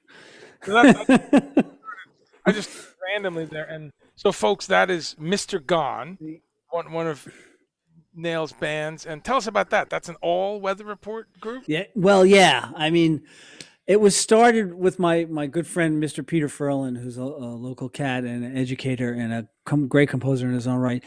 We love Weather Report, and we decided, there's a fan base for this music, and I felt like I can recreate that stuff. I've studied Joe Zawinul's work pretty heavily, deconstructed his programming techniques and his orchestration approach, and so I said, let's try it. Let's put a band together to see what happens, and it ended up being Weather Report and Headhunters. Okay, So that's basically what we do. so it's half. Yeah, it's like Herbie's, like end of Mirwandishi, that album Sextant, and then Headhunters and Thrust, Right. and some of the other stuff, and then a couple originals sprinkled in there. So you guys get into some of the Patrick Gleason territory. Yes, absolutely. Another guy I've gotten to work for. Yeah. Great. So that's just one project, and then let's look at some comments here. Got a new fan. Hey, Robin is here. Robin says hi, Debrissa. Hey, Robin. She's here. Let's see. Okay, so Mr. Gone, there's your is it a quartet you're writing? I'm sorry, you said before. What's the string piece? Oh, it's a octet. It's 8 instruments Okay. in 5 movements. Great. minutes. Yeah, it's more like 45 minutes. But I have a chamber music group that I'm trying to get off the ground called the X Ensemble. Okay. And that's xensemble.org. Oh, okay. I'll find that and let's see. And that's been a couple of years now. I've written a handful of pieces. We had a kickoff show in 2016 that was sold out, which is I was so surprised that I was like, oh, okay. You want more? Sure. Okay. That's Sometimes great. it gets that way. It's like I'm not, I do a lot of different things. I have a lot of varied interests. I try to do them all. I don't know what's going to stick. Right. I don't know what's going to take off. I'm just doing this stuff because I love it. Mm-hmm. But like I said, we did a sold out show, and I thought, okay. And I've been writing music for this format just for my own entertainment for probably about 15 years. Okay. Not knowing if it would ever get performed or not. And are you acoustic, just grand piano on that, or it's synthesizers with the Both Both. Wow. grand piano and polysynth. Man. So, and Ableton too. Right.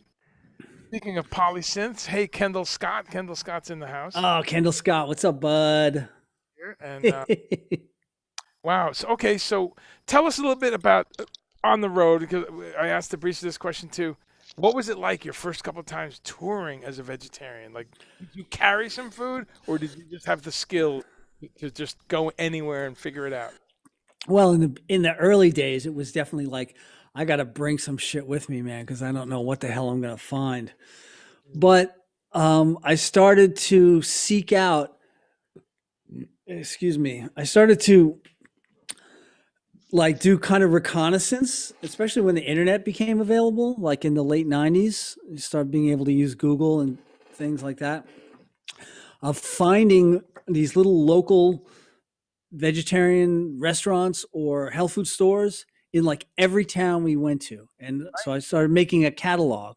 Right. So, to get to year 3 of that. And now every place we go, oh, I'm going here to eat. I'm going here to eat. It's like I could, Yeah. yeah, you know the drill. Yeah, no, I remember in the mid 90s when we started, what was it called? I don't know. There was a website though. It was called something veggie, and I would print out. I'd just go down to the tour and say, "Oh, okay, Cleveland." Exactly. Go with but how far we've gone, yeah. Yeah. So I wanted to talk to both of you a little bit about music under the lockdown here. And Debrissa, she enjoys her green shake there. And thank you for the chaga reference. I put the chaga link in the chat there. But Debrissa, let's say this week, what do you have musically? Are you recording your own songs? Are you doing tracks for other people? Are you teaching? How have you found a way to make it work? Luckily, since music never really stops, you know how it goes. I've been in the studio a bunch, making lots of different songs with different groups. I have some stuff I've been doing a lot with free radio, as well as a new group, or a new, I don't know how to put, I guess a new grouping of people called Saint Disruption. So even though we're not like touring heavily, it's kind of like, you see that we're having to like improvise. So like some of the bands were like more kind of like taking a little bit of a break, and then other ones were like, boom, we're like up in our green screen, and then other ones it's like, we're still in studio. And like this week I have like a photo shoot and some different stuff like that coming up, which they still go on. So this is going to be really cool, because I know that we're going to be like all kinds of far apart in the picture. So this should be really interesting. But it really continues with just like more of a bunch of studio work has been more of the focus, like on creating the songs and getting them down, and so it's not traveling right now. Yeah. So is there some so it's a lot of masked kind of distance type studio stuff, or are you doing stuff where you go in studio and it's just you in the booth? Because in a way are a good way to separate each other, right? Right. Yeah. It's either been stuff where it's just me, or The stuff that I have saying in the same room, we're in the same pot. Like we see each other all the time, quite often. You know what I mean? So, but otherwise, like if I go do studio work where it's not just for one of the bands, then it's just me in my little isolation booth, which that's how we record anyway. So, That's great. you know. Excuse me. And Nails, similar thing. You're writing, you're streaming, you're kind of. Yeah, absolutely. And I've done a few things where, like the hey COVID-19, great video, killing it, man. Yeah. I gotta be sharing that like crazy later today. But my friend Peter Furlan, who we have the band Mr. Gone together, has his own group called the Peter Furlan Project, and we've done I think it's 2 videos now with it's like a small big band, small jazz big band. And so horns and rhythm section, and he has a guy cutting video together. So we each he writes the tune, he distributes the charts, we record our part to a click with a video, send it to him, and then you get this video out. And it actually, it looks great. It looks and sounds great. So I've done a few of those. Done a couple of projects with I did a project with Grant Calvin Weston. Oh, love him. Yeah, and we have a couple other things scheduled to in the hopper to work on, and some other local friends, drummer Bob Meyer and trumpeter Chris Payson. I did a video with them. I'm teaching myself video editing. Basically, that's right, because I got a lot of time on my hands apparently. Debrissa, have you done any streaming, Debrissa? I mean, again, like you said, you're busy out of the house, doing some projects, doing some sessions, Are you thinking about doing anything from home, like the solo electronic thing, or? Actually, that's a really good idea. We have done a few streams. I did a couple with Free Radio, a couple with Empire Strikes Brass. Mm-hmm. Oh my gosh! And then, we kind of did one with 23 Skidoo, but we were green screened. Right. But it was but all 5 of us on different coasts were able to be in the same place, so that was kind of cool. Yeah. So I have done some streaming, and I'm sure I'll do a lot more. I will bug you on that, because I just love the stuff that you come up with on your own, and I think I always urge musicians, like I'm telling myself too, do your own stuff too. Like got some great stuff, and but we're in this zone where you have a chance to. You got a computer, you got microphones, you got all this stuff. Mm-hmm. I wanted to. That was a good thing too. I wanted to touch base a little bit with that also. Free Radio. Let's just do one more from your list of stuff. Just resonating with the highest life forms around, thinking how we ever got to where we came.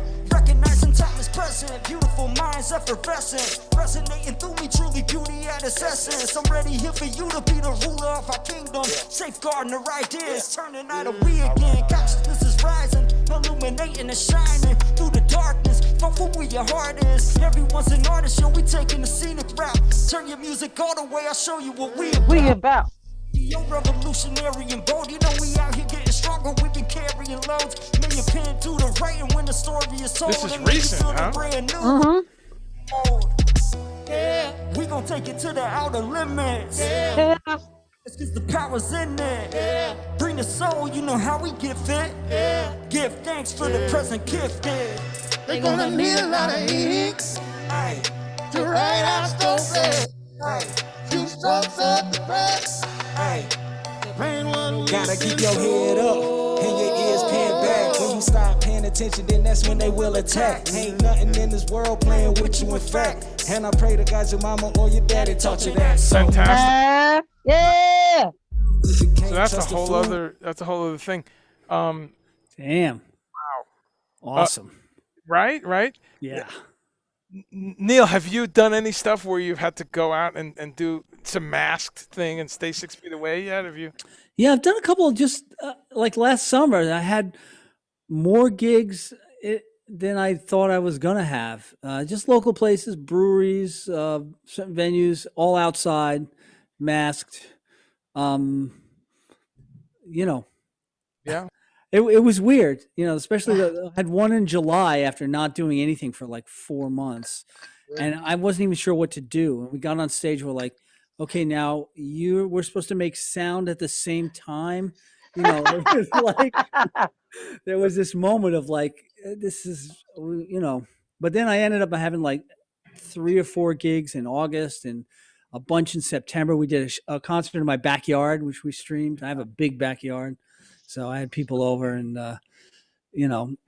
we did mostly streaming, and I had like 6 people from the neighborhood who were close enough to go home and use their own bathrooms. Oh, great. Oh, so Nice. no, that's key, Um, okay. So, excuse me.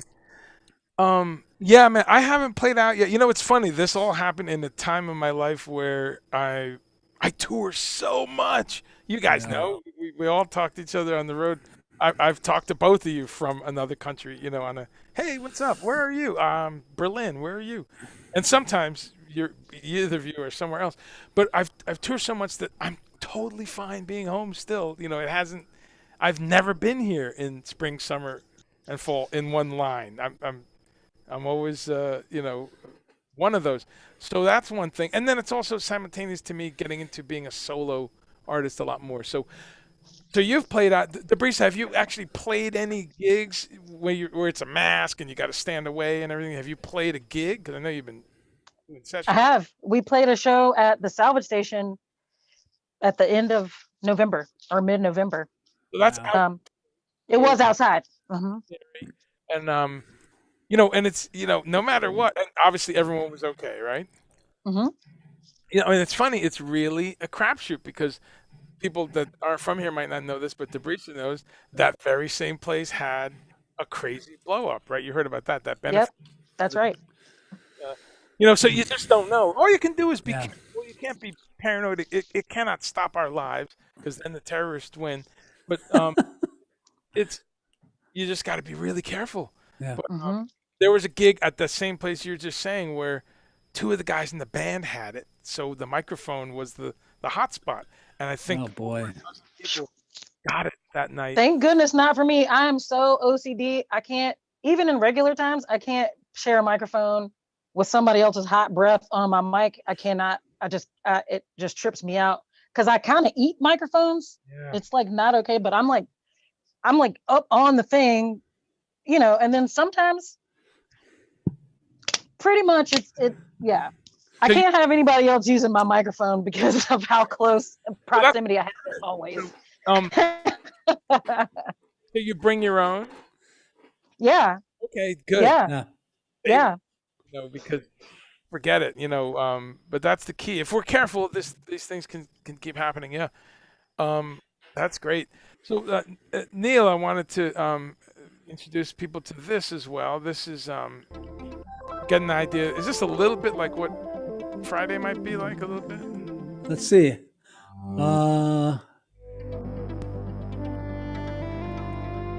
Yes, it's exactly what Friday is going to be like. Wow. Except here I'm improvising, but I'll be playing I'll be doing some improvising and playing some actual tunes. This is me running a test of Ecamm, the streaming software. My only suggestion is, bro, don't take this the wrong way, but it's just a suggestion. You got to buy a couple keyboards. I know it's a little light on the synths. I don't know what to tell you. There's been a meme going around which has to do with how many synthesizers should you have, and the answer is apparently the number of synthesizers that you have plus one synthesizer. It's true. It's true. Well, it's an honor too. We have some great people on here, Kendall Scott and Antar Goodwin. But we also have. Well, let me not talk over this. We'll come back. Let's listen.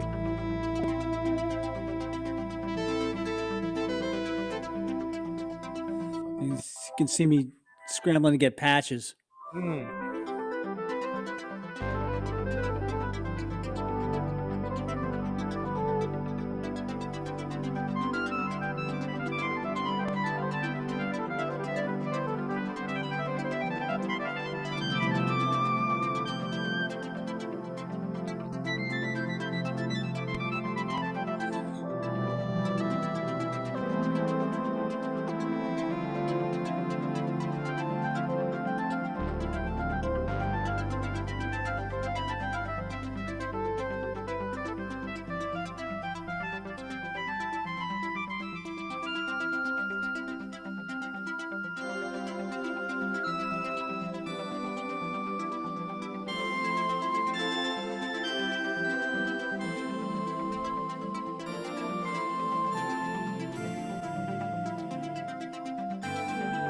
Wow, that's great, man.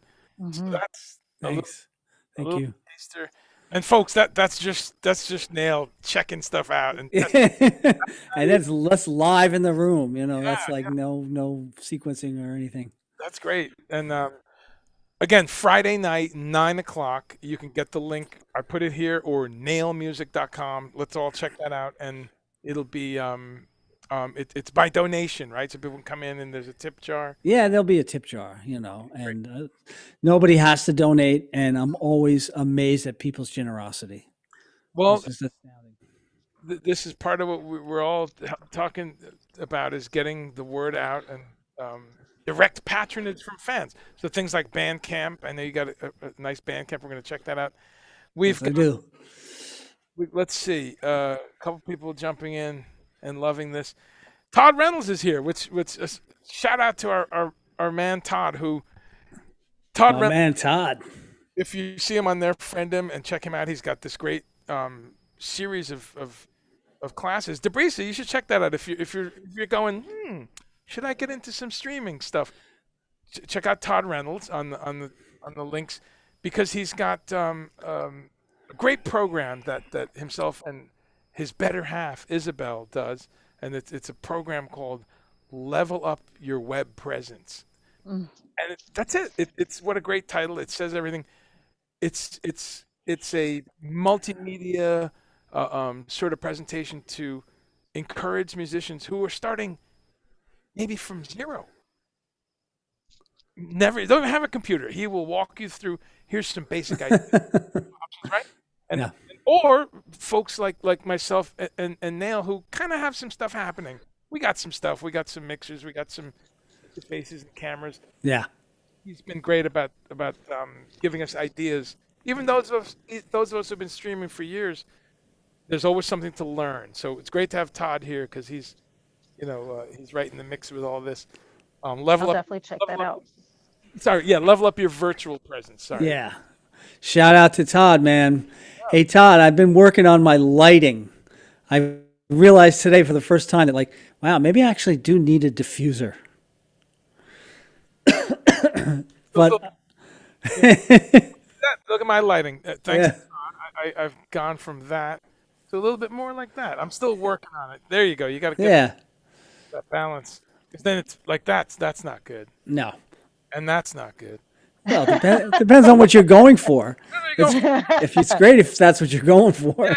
But the thing that's cool is, and this is true about the web in general, but what's cool is when you have a professional like that who's toured with all these different groups and bands, he knows what a stage is supposed to look like. He knows what lighting, when you work with masters like Meredith Monk and Steve Reich and Joe Jackson, you know what presentation's supposed to be like. And when you've written a lot of chamber music. So I love that we have him for knowledge. So let's jump back to some food stuff. Let's talk about food. What's Yes, love food. now? I want to go to some products. I always do a bit of that in this show, and it's important to point out to people. I'm not saying go out and pack your freezer with frozen shit and kind of no. But we are excited that all these companies are making stuff now. Bird's Eye, Green Giant, all these companies. Debrissa, is there something you've found recently where you've said, "Oh my God, they're making this vegan now," or is there something that you've picked up that you? Well, I think one thing that's really cool that I've seen out, I have a new favorite dish that I absolutely love that I've been making like crazy style, and I hope I don't get really tired of it, but I'll tell you about that in a second. But the one product that I could go and pick up that I'm like, whoa, this is really neat is Just Egg. I didn't even like eggs before. And I like Just Egg a lot. Excuse me. That's okay. So what do you do? Just a simple omelet for tatas? What do you? Just scramble them with some peppers and Man. just have them either with some toast or put them on a Sammy and Yeah. It's revolutionary.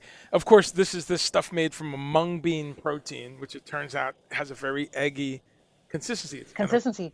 man, but that stuff. Well, I don't know if you know this. I just saw last week. I haven't tried it. I just saw an article. There's another product now, competing product, So that means this is exploding. And the other product, they're using it in Chinese restaurants in Taiwan and Hong Kong and stuff. So this is really the plant-based thing because you know what? It makes economic sense. You can grow a whole lot more mung beans than keeping a million chickens and trying That's to. right. And if the end result is someone sitting down with a plate and saying, "This is delicious," texture, the flavor, everything's perfect. If we're talking about which one impacts the planet, and we get into things like the packaging and all that. I'm hoping in the future we have plastics that are all made from oil and hemp, corn, so it breaks down vegetable oil. But that's a great. Okay, so that's a good one. Now, starting with that, have you had this stuff? Just egg. I'll start. No, I haven't. I actually, I do eat real eggs. I try to make very close attention to where they come from, where they're produced. But and I don't eat them very often. I have, we have a Sunday brunch kind of ritual that we do every Sunday morning. We make an omelet and go out and get the newspaper, toast, fresh fruit. We sit down together and that's on Sunday. And then during the week, I'll have for breakfast, maybe 2 out of the other 6 days, hard-boiled eggs. That's okay. Yeah. So And that's it. But I have not tried the egg, this just egg thing. I hear it's great. Man, you know me. I've been in over 15 years. I don't cheerlead products. I don't get too excited with this stuff. But this stuff is one of the first times in decades where I've been like just stunned. Just kind of like it's that good, because it nails everything. The texture, the flavor profile, the umami as they call it, the mouthfeel of an egg. I am telling you, Debrissa, check me on this. If I just had you walk in the room and I made an omelet with this stuff with onions and some vegan cheese or something, so it's all melted, and can you tell, Debrissa? I really wouldn't tell, except for the fact that I like it I really do like it even better. But comparatively to when I used to try eggs, I mean, I mentally know, okay, this didn't come from a chicken. Yeah. But it's absolutely delicious. Period. Plain and simply. It tastes like, I mean, it has the same mouthfeel as an egg. It tastes like an egg minus like, I don't really know how to describe what eggs have this extra little thing. There's a fat. I like. Maybe it's a fat. I'm looking at the website now here. Yeah, I just put a link. Yeah. No, it's delicious. So good. And to be clear, and I say this all the time on the show, eggs are great if you can find good, organic, local eggs. Yep. Eggs, all for it. We had Kim Roney, and Kim, right? Mm-hmm. Kim's now our one of our council persons. But we had Kim Roney on the week before the election, and she won, which is great. And but she gets eggs from the neighbor. Literally walks 20 feet. So I applaud local eggs, and eggs are great food.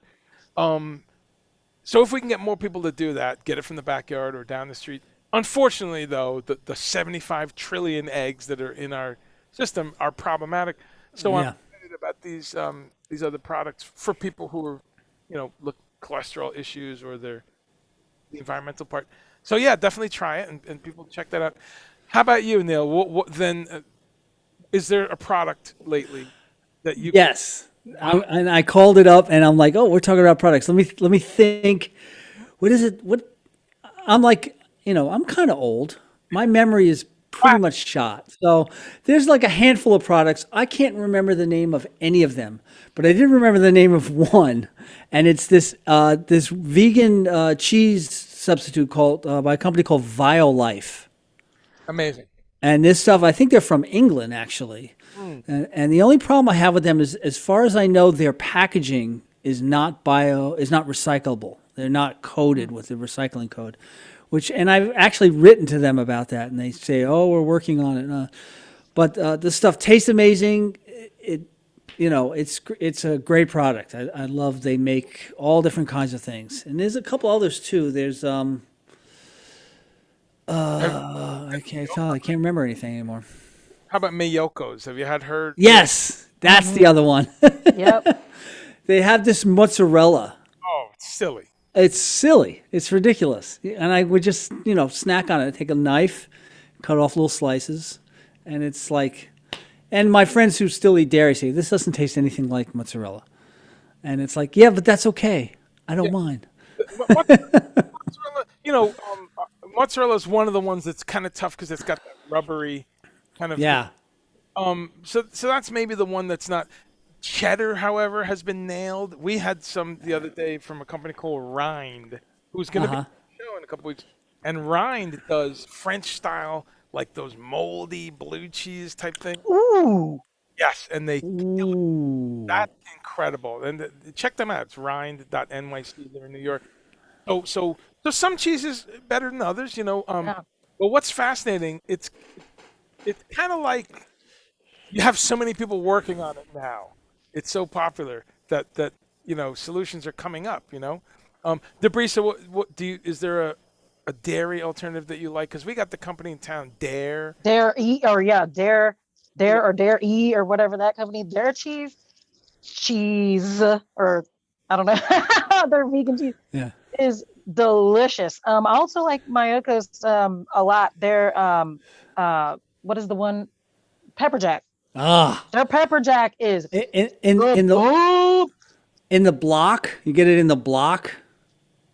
I've only seen it in the pack with just the individual slices, but I'm gonna keep my eye out for the block. It comes in a block. You run that through the grater on top of food. It's like that's what we're talking about. What's incredible is this is not just fringe anymore, and that's why this show is so exciting to do every week. Every week I check Veg News. That's a great site if some of you might not know that. Veg News, and it pulls together. You're talking Starbucks and Papa John's. McDonald's has a McPlant vegan burger. You're talking Hellman's with their new vegan mayonnaise. You're talking Arby's, even White Castle. Now, still going totally mainstream. Yeah, and I'm not going to go to half of those places. I'm not going to go to White Castle just to. That's not what I'm saying, but I think people understand. I'm saying that something's happening here where the demand and also the quality. Now, it's not like some cardboard, nonsense. This is some real good food. Yeah. And then on the level of things like this, like Violife. Oh yeah. Gourmet stuff is so great. Quality. And so you said they're in England, I think? I think so, yeah. It says choose your country. So and I haven't brought this up enough, folks, but the word Veganuary, if you're interested this month in getting a little more plant-based in your life, it's Veganuary. It's the month to go vegan. Goofy name, but all these companies are participating. Look at the range of stuff of Violife. Yeah, the cream cheese is. I've been having this cheddar cream cheese on a rice cake. It's just like, we all love food. I mean, most people I know love food. I love food. It's like, something that's delicious. You get like a little 5 minutes of heaven or whatever, and you just. That's it. You just relax, and everything's just great. Life is great. And that's what's important, and to me, that's a major important thing to talk about. We love food. I mean, we just love food, and we love animals. So we're kind of like we reach this middle ground where Yes. Stuff. And hey, Austin's here. And I was going to say before, that's Austin behind the mask, right in Free Radio. In the Free Radio video, yep. Wow. Yep, he was the first rapper that you saw on that last one. Mm-hmm. Hey, Austin. Another plant-based, creative, brilliant person here in Asheville. Awesome. Who is on my list of people too? All my musician friends. At some point, I will drag them onto this show. But that's you raise a good point, because as vegetarians, we're kind of the last minority where it's okay to tell jokes and say all this stuff. But there's also this propensity that we don't like food, right? You ever get that from people? Like, they kind of like, well, I'm gourmet, so I don't. And you're like, wow, really? Or they're like, "Don't you miss everything?" And I'm like, "We have Yeah, everything." there's the only thing we don't eat is meat, is animal Right. products. We eat everything. People say, well, what do you eat? It's like everything Everything. else.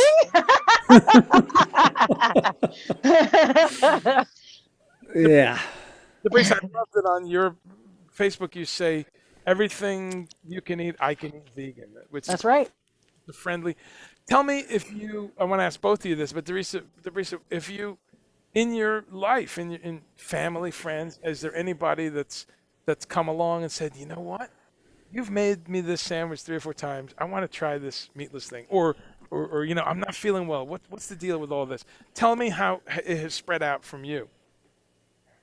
I mean, it happens all the time. Like it'll start sometimes as just like subtle inquiries, like because I'm a lot like Nell, in that I'm, I don't really like to, I'm not trying to push my thoughts and my, opinion on what conclusion I've reached, however I reached, wherever I am. I don't push that on others. So it's just kind of one of those things where every now and then you just have like some friends ask, "How do you feel?" I'm like, "Awesome." They're like, "Oh, well, was it difficult?" Like, you know what I mean? You get the like, "Are you starving? Do you get enough protein? Do you get, it's kind of like all these questions." Yeah, that's the question. Do you get enough protein? At least they're asking, yeah. So then where does it go from there? Do they tend to say, well, thank you, I understand it now? Does it go well when they generally? Sometimes, but I mean, I've also been, I'm not trying to call out my band or anything, but we've been traveling on the road and like all but gotten into like arguments, like enter sleep deprivation. And I'm like, "Well, I'm eating this, la la la la la." And then all of a sudden you hear from the back or like from the front, "Well, something, something." I'm like, "Okay, y'all." Like, I mean, but the thing of it is we can't argue that at this point, Right. I know meat's delicious and all, but we don't have to, we don't have to have it. No, but for the most part, people have been like pretty understanding. And I have like, when people ask questions, believe me, I'm the first one that I direct them to what changed me. Like I will help, I'm like, watch What the Health. I'm like, if you don't feel like watching something, I'll always send like links to, recipes and different things that people can make to try out stuff, you know what I mean, for themselves. Like I mentioned a little earlier, and I'm not trying to be all long-winded, but one of my roommates, she of course, we all live together, so you see how everybody eats. And so she was like, "I'm gonna go plant-based. I'm gonna try it out," and literally the first week that she was plant-based, she made one of the best dishes that I still eat all the time. And it's like, well, as soon as we can go to potlucks, like that's what I'm making, like, period. Like I have it now. And I'm like, wow, so. And that was in week number 1. Just really the first time she's plant-based. She is such an amazing cook. Like she really does. And her first week, she made something that far exceeded and like blew out of the water, like all the stuff I've been making for years. I'm like, "Oh, I'll make this and this." And she's like talking about gourmet. Like the first week she had these gourmet stuffed shells, like this whole thing. I'm like, get out of town. But she did it with like the beyond beef, the kind that comes in the pack, not the crumbles. But she did that with mushrooms. Okay. Made a tofu ricotta. Blend them all together. I am trying to tell y'all, blended them all together and then put a handful of spinach so it has like this 5-star presentation. Line them up on a bed of red sauce, cover them red sauce. That was her first week. Damn. Well, what that's right? I'm like, now what? So I'm even learning, you know what I mean? Like if people ask me questions, I'm like, let me help you as much as I can, but I'm even like, what'd you come up with? Yeah. Cool. I see that. Like, let me add that. What's interesting is that reminds us of that it's just texture. It's just and so that's really good proof. Here's somebody that's and yet they just looked at it and said, "Here's that texture. I'm used to that. It's the texture of ground beef. I know that recipe." And then bam, you just plug it in. Yeah. You're able great point, and that I think is one of the revolutionary things happening right now, and that's why at the top of this growth is Beyond Beef and Incognito is the other one, and Beyond Pork, Beyond because I think mainstream Americans and mainstream people around the world, the Beyond Pork is blowing up in Asia because they eat more pork based. Wow. Yes, the Starbucks in many Asian countries is using Beyond Pork for this. Wow. There's a morning dumpling kind of a thing that's very popular in Asian countries. I forget the name of it. They're making it with Beyond Pork in.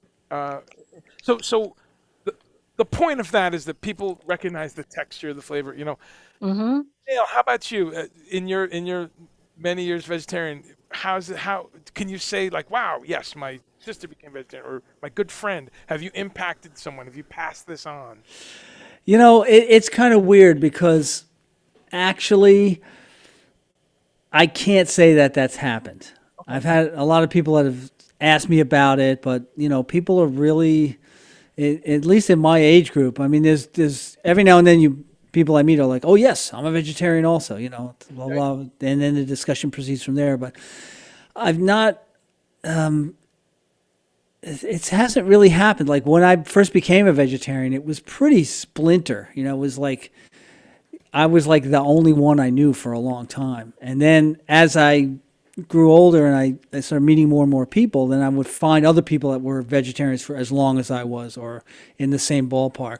But it hasn't really, you know, I don't think I've changed anybody's life. Our kid is 24 now, and they were raised pretty much, you can eat whatever you want. You know, we'll give you whatever you want to try. And she was vegetarian for a really long time, and she's only recently gone back to eating meat, her and her partner, but they only go to boutique local butcher shops. Sure. They, you know, they're really super conscious about this stuff. So that's good. I mean, affecting the next generation, you know, that's it. yeah. So that's great work left on Earth. You know, and again, I say it every week because I always tell people, I said, you're welcome to come to this to enjoy this show if you eat fish, if you eat some lamb, if you used to be vegetarian. Because my point is, we've got to start changing for climate change. Yeah. Yes. Eating and eating local food, starting a compost pile, Yeah. and eating lower on the food chain. 3 easy things. Mm-hmm. You will make an impact. So once a week. So great to hear that there's another generation that's. Let's see if there's some questions too, because I always say that. I was like, damn, I forgot to look at questions. This stream, you know, you have a window with all the comments like in a. I do. Yeah, I basically have right next to me an old 2009 computer that works fine, but I have YouTube and Facebook on it. So let's see. The studio crew was huge. Who was that? I'm not sure what. That was a few videos back. A lot. Oh, okay. The studio crew. I guess Sharon was talking about the COVID-19 videos. Amanda says she needs that song. Yeah, well, you can find it, Amanda. Just look up Dirty Logic Asheville. If you put Dirty Logic Asheville, all their videos come up. They're incredible, man. You guys. Thank you. I always love when y'all come to the shows, Andre. I always love that, for real. I'm always like, let me extra step up my A game. I'm like, we got Andre in the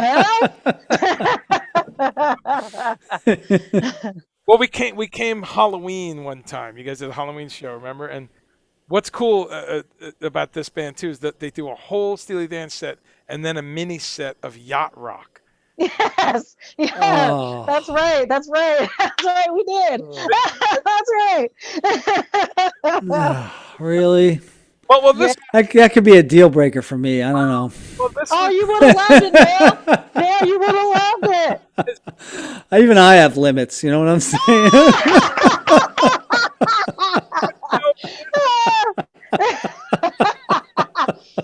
No, you would have been over there on the keys like, okay, get in there. Plenty of sense. Yeah. In their defense, all, it was Halloween. It was kind of a tongue in cheek, like, hey, let's put on this costume. But then it was stuff like, some good Toto, and some good. I think he did Keep Forgetting, Michael. Yep. Yeah, Mm-hmm. really great yacht rock. But okay, so let's go back here. Oh, it's like bringing a tear to my eyes just thinking about it. I want to play music so bad I could fall out. It'll come back. Baker says sounds delicious. Okay, so let's see. Todd says, "Hey Neil, now that you're using Ecamm, you have your own window. There you go." Well, you can tell them I'm not using Ecamm. I'm not using Ecamm for this. I'm just on Zoom here, so I don't know if you meant here or in the future. Well, I played that little demo before. It was Ecamm, right?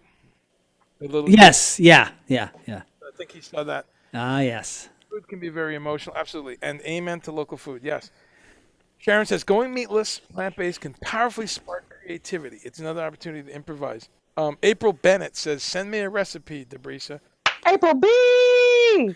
She's another great musician out there. April, yeah, I don't know, April.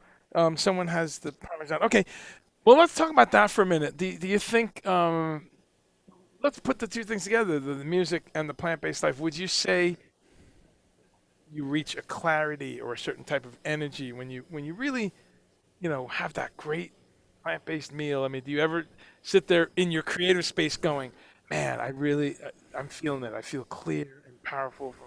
I mean, again, it sounds a little mystical to people, but I personally do. How about both of you? Neil, do you ever feel that? Do you ever go, man, that? All the freaking time. Especially, like when you're on the road, you can get vegetarian stuff. Sometimes it's not the cleanest, it's maybe oily or sometimes it's just, it's not fresh. It's not prepared freshly. Right. And then it becomes problematic. But, anytime you get a decent, hot, fresh, meal with fresh vegetables and you're just like, super energized. Like, all right, I'm ready to just lift buildings and throw cars around, like every time. I totally agree with Neil on this one. I experience the same thing all the time. One thing I noticed is that I don't feel heavy and tired and drained after I eat. I actually am like, okay, let's go. Like I actually have energy. Yeah, you get energized. Yeah, you get energized, which I love that. That's like been the biggest thing that I've noticed is that I'm just, I can even eat a giant meal. Like I can eat a big meal and I'm like, oh, like I'm like full. And, sometimes, you overeat and you're like, okay, that's it. My stomach hurts. I kind of overdid it. When you eat too much and then you drink the water on top and you're like, okay, I'm really, really full. It's like uncomfortable. But even then, even at those moments, I'm like, I still feel like the pain, but I feel great. It's not like, well, I got the artist now. I gotta go lay down forever. It's like, no, you know what I mean? Even if I'm like, gosh, I've really brought myself to the point of pain, but I'm still like, I feel good. Yeah. It's crazy. Very, very often when I was on the road, we'd have dinner and we'd have dinner and then I'd take a 2-mile walk. Yeah. Right. Between dinner and showtime. Right. I just like work it out and then come back, like just stretched out, warmed up, ready to go. Mm-hmm. No, I concur. There's nothing like, especially if you're on the road and there's good food, because then that's when you're on and off stage every day. But no, again, that's part of the message here, folks, because I'm helping someone right now with some digestive problems, helping someone else with some blood sugar problems. Energy is a problem out there. Everyone, how do I get energy? How do I get energy? Start eating some living food. Yep. Yeah. Eat living food and drink water. Yeah, water, very important. Yeah. I try to have a few exactly, and here we are saving on the plastic, But that's great to hear that there's a direct energy thing there. Let's see if there's any other. And of course, and not everybody will talk about this, but coffee. Yeah. I like coffee. Yeah, plant-based. Organic, ground just before it's made. Yeah. Nice. With a little non-dairy creamer. It's like, cup of that a day. Everything is right as rain. I'm with you, but I have to do tea. but I love my tea. But I'm Yeah. with you. Whatever it is, Yeah. whatever it is, it's like it's all good. Hey, I wanted to just mention something because you talked about Debrissa. You mentioned people ask about protein. How do you get enough protein? And I get this question all the time. And one thing I learned was that if you have too much protein, your body responds by excreting calcium. And it's now Wow. been linked to incidences of osteoporosis in this country. Yep. People Wow. have these super high protein diets, and like, by the time you get to my age or a little older, you've lost a lot of calcium, and now you start to have these problems. And you don't need as much protein as We're told. yes, as people thought or as we've been told. Hmm. And if you're combining foods, you're combining grains and beans and vegetables, you're getting the right balance of amino acids. That's all you need. Yeah. No, that's a great point, and that goes back to my years in natural foods stores where that was a constant topic. Yeah, Yeah. because just and too much dairy too. Unfortunately, too much dairy is. I mean, we have an osteoporosis epidemic, Yeah. Exactly. and we have brittle bone syndrome. We have elderly people breaking their bones, and I would always ask people. I'd say, if dairy makes strong bones, like the commercials, Right. then Then we what's the issue? Yeah. have osteoporosis. Like, and then you Hmm. go to places like Japan and China and lots of places in South America, lots of places around the world, many places in Africa. They don't touch dairy or very, very little. Great bones, Yeah. great. So you raise a great point about calcium, um, Yeah. and calcium you can get in leafy greens and stuff. How about for each of you? What's kind of your go-to protein? Are nuts, seeds, tempeh, tofu? What do you like to kind of say? You know what? This really is a great energetic source of protein for me. Debrissa, what? Anything, any plant. That's what when people always ask, like, well, how do you get your protein? I'm like, from plants. The same way that animals get it. You know what I mean? From eating vegetables, from my food. Yeah. So I literally everything I eat, it's gonna have some sort of Adds up. Yeah. like protein. You know what I mean? And I know that you can eat things to make a complete protein and different stuff. But if you're eating well-rounded, then you should be getting plenty. Just comes in. So that's kind of what I do. I just Do you have a fave like between tempeh or seitan, like no evil foods or anything like that? Do you like those kinds of things or I do. I yeah, like those. I like all the different ones. The Beyond Meat, No Evil Foods. I recipes? try not to like make it. The No predominant evil. thing. No No Evil evil. Foods. No Evil Foods. Yeah, Yeah, I'm not it's a familiar with local that. place. Yeah, it's a That's local cool. company, and you'll probably actually be seeing them soon. It seems like they're getting out nationally, but they have like the textures down and flavors really down. But I do like Wow. those sorts of things. I try not to Awesome. overly do it. Yeah, but I do like those things.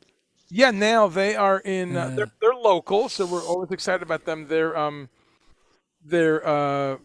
first time I saw them was at a farm market. They literally had their own the little booth in a farm market, sure. and they've grown to be this huge company now. I just put it Wow. in the chat, and they do like seitan basically. Wheat gluten seitan. Sure. Yeah. So Satan. yeah, they're Satan. They kind of start there, and then they have like a chicken style and a chorizo style and some crumbles. So here they go, and we had their Thanksgiving thing, and yeah, so they're pretty cool. They Awesome. they had like a controversy about a year or two ago with uh, some people tried to unionize, and they went back and forth, and I like them. I conclude that the owners are cool and everything's cool, but it was pretty controversial for a while. But Yeah. they really, it's a whole other topic. I'd love to get them on to talk about this because it's one of those things to remind us in business today. You have the product, and then you have what are the political views? What are how do they treat the workers? Da, da, da. Yep. And so I'm always interested in that. But as I always say, it's difficult to narrow things down sometimes. But anyway, No Evil Foods, you can find them around the country now in Whole Foods and places like that. Wow. Yeah, they're really good. And Check them out. they are, and what's cool too is the packaging. If you look, it's a cardboard box, and most of the things do have a single piece of plastic in there, but some of them it's just like a paper, like the one that you wrap meat in, like the wax paper, Sure. some stuff like that.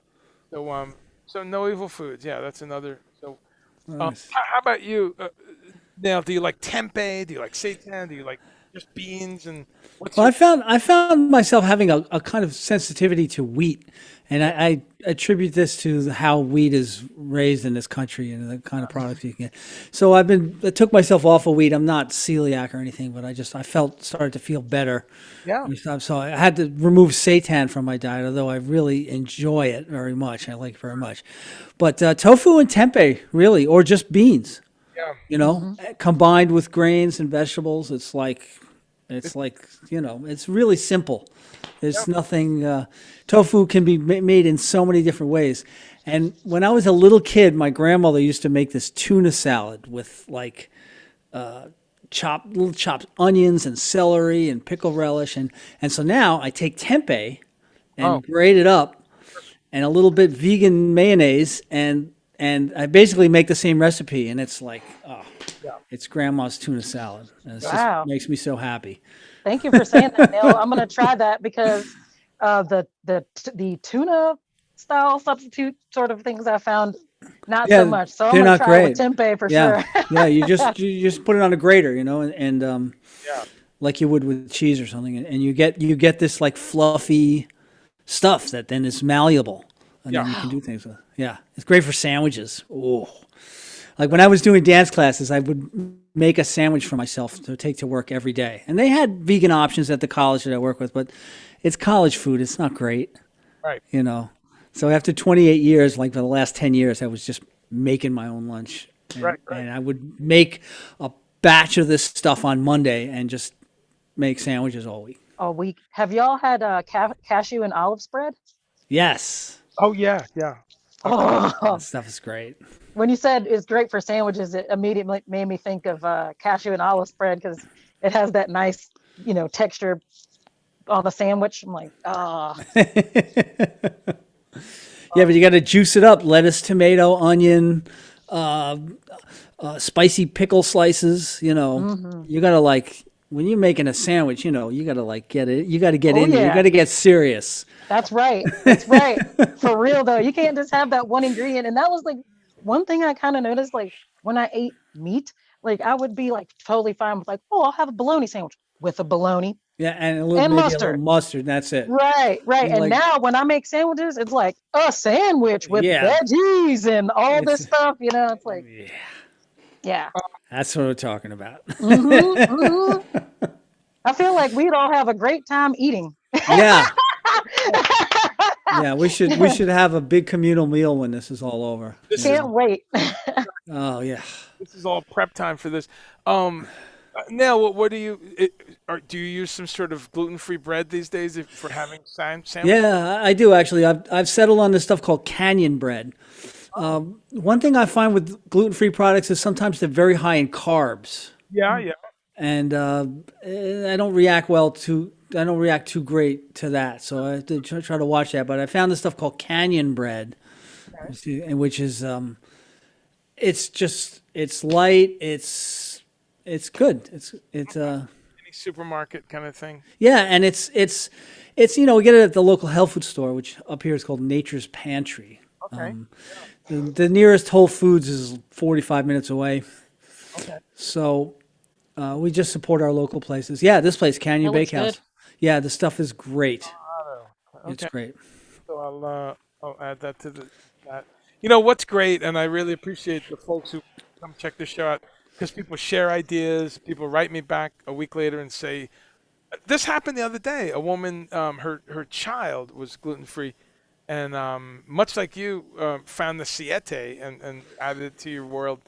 It's so touching. This woman, I don't even know who it is. I don't know. She just found this show and she wrote and said, "Oh my God, I never heard of this or that." I forget which product it was, but it changed her life because her kid was able to eat, whatever it was. So that's really, that's why I do this. Let's see. Speaking of which, any questions? Sharon says she has tried their bread. Okay, so people know about it. Yeah. Todd says he'll be right over for one of those. Just Todd. Just text me ahead of time, man. I'll have it ready when you walk in. There you go.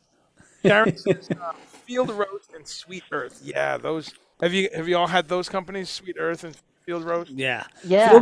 Field roast stuff is great. It is wheat based though. Yes. So Now I do that too. I avoid. In fact, I went like 8-10 months totally grain free. wow. Yeah, that's kind of a thing. Amazing. I felt great, and then I often come on and off of wheat. In fact, I had a little cough. People might notice last week. I had a whole thing because wheat does that to me. It gets Yeah. I get a little Makes you congested a bit. a little Yeah. a little weird. It's mucusy kind of. Yeah, Yeah. we are echoing. Are we echoing still, Todd? I'm not. Okay, it's going out as an echo. Let me- Well, I find that when the weather is warm, like when we get into May and then through the summer, I just naturally stop eating grains. Right. It becomes all salad and fresh Yeah. vegetables. And, Fresh. yeah. And so it's and then we get into winter. Now you're talking about soups, and maybe you want to crumple up a little bread in the soup or put a little rice in it or something. Yeah, there's I find what's really good is the sprouted bread, ones that there's no flour but it's all sprouts like Alvarado and those. So Is Ezekiel bread? I use Ezekiel bread, but does that have flour? they make one that's flour free. It's just Oh, sprouted and yeah, really great. Someone's talking about protein. Someone said her trainer recommends. I just lost it. 80 milligrams per day. I didn't see it, but that's the thing. That's easy to look up, folks. And what's interesting about protein is it's tagged to your body weight. I forget how many kilograms protein per body weight pound they recommend, but very easy to figure that out and get in there. But the key thing is, and we're talking about a meatless day, is to remember, as Debrissa said, there's protein in everything. There's a couple grams in a plate of salad with celery in it. And once you add some sunflower seeds, pumpkin seeds, you've got some more protein. Kale, collard chard, all these things have protein. But you really boost protein with some walnut or Brazil nuts or anything like that. So it's very easy to get protein, folks. But it's not even about protein, really. No, absolutely. I mean, it is a crucial nutrient. Yes, but the combination of amino acid, a whole amino acid balance. Yes, and that's been I mean, the whole thing of you have to have a bean with a rice or a grain. That was very much like Moosewood cookbook kind of idea. Yeah, macrobiotic. I worked at a macrobiotic restaurant in New York City. Oh yeah, in the early '80s, called the Cauldron. Oh, I didn't know that one. cool. On East 6th Street and 2nd Avenue. Okay.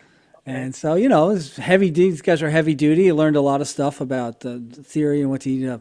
Bancha tea and umeboshi plums and stuff like that. Yes. Yeah. Oh. Very good stuff. Love umabashi. Yeah. Gosh, so cool. I use ume plum vinegar all the time. Yeah. One of my favorite things is just had the steam kale, drizzle a little tahini, and a splash of umeboshi plum. Oh man. Some sesame seeds. Come on, folks. That's the dollar meal. That's the thing. This is actually food. Okay, so a couple other points people are making. Someone said, Robin is talking about this. This is a great recipe for both of you that like Indian food. And Robin did this the other day. Take the Violife Parmesan, and we don't think of this often to use cheese this way, but she made a spinach snog, like a spinach, or it might have been the Joti one that's in the can, but she added some spices and stuff to it, and then put the parm, cut it into chunks, cubes, and put it in there, and it was like paneer. Oh, wow. It Whoa. perfectly. It just had that soft. So you know, I'm thinking. she's been doing stuff with these videos. Let's see. And someone else says, "Living foods, not living beings." Exactly. That's a good saying. Yeah. Yeah. Are we still echoing? Let's see. I you know, it's funny because I can usually hear if we're echoing. Can someone tell me, are we echoing still? I'm not getting any I'm not- echoing. That's what's weird because usually when we are, I can hear it right away. Yeah. And it just means I've got a window coming back in, but yeah, nothing's on. Anyway, so looks like we're not doing that. Okay, cool.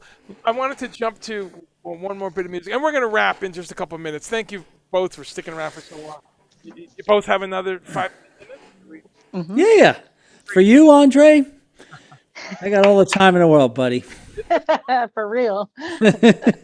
I just want to say, Andre and I have known each other for 20 years, on and off, and we weren't like friends until like maybe the last 15 years or so, Yeah. or the last 10 years or so. But we've known each other peripherally, at least, for an awfully long time. Yeah. Oh, that's awesome. Yeah. The well, let's quickly say it from the beginning because we didn't bring this band up. Where I met Nail, he was playing in one of the best Pink Floyd tribute bands called The Machine. Yes. You know, I remember The Machine. Wow, full lighting show and so I think whatever it was, I think we played on the same festival or the same Something like that. Yeah. nights or something. So, and huge Pink Floyd fan, you know. It was just amazing to watch. So, how many years were you in?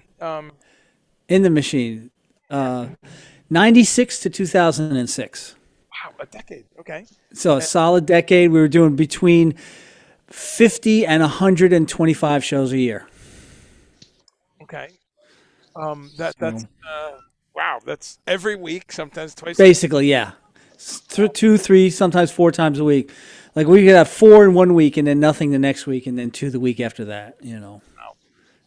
And routing was like, oh, we're playing in Harrisburg. Oh, we're playing in Vermont. Oh, we're playing in New York. Oh, we're playing in Baltimore, you know, like in the same week. It was just like insane. The amount of time I spent in the car was And that was crazy. and so you talked a little bit about being veg on the road. Was there anyone else in the band vegetarian? Because that's so No. really Yeah. that's funny. Because you know I don't know why I associate. That changed like about year 3 or year 4. I think the drummer went vegetarian and then realized that it wasn't going to work for him because he had to play the drums, and so he felt like he needed to eat meat. But it changed on and off. And then Joe, the guitar player, he became vegetarian for a little while and then went back off of it. A lot of the guys, most everybody stopped eating red meat. Okay. So there was consciousness, you know, they were being conscious of this stuff. Yeah. But nobody else was vegetarian. I remember the lighting guy didn't eat vegetables at all. We just made fun of it. It's like, dude, you need to have a fucking salad, James. You need to have some vegetables, bro. I'm sorry. He's like, nah, I don't like green stuff. No, I know that. We probably all know some actual vegetarians who are like that. I have a few friends. It's just potatoes. Let's see. Wow. Are we still looping? Are we still echoing? Let me know, folks, because I'm never sure. So, Sharon. Oh, okay. So he explained what that was. Okay, great. So that's a lot of shows. Yes, that's a lot of shows. Yeah, it was a lot of freaking shows. And it was the same 40 songs. Yeah, right. So you know, and each one was 22 minutes long. So Yeah.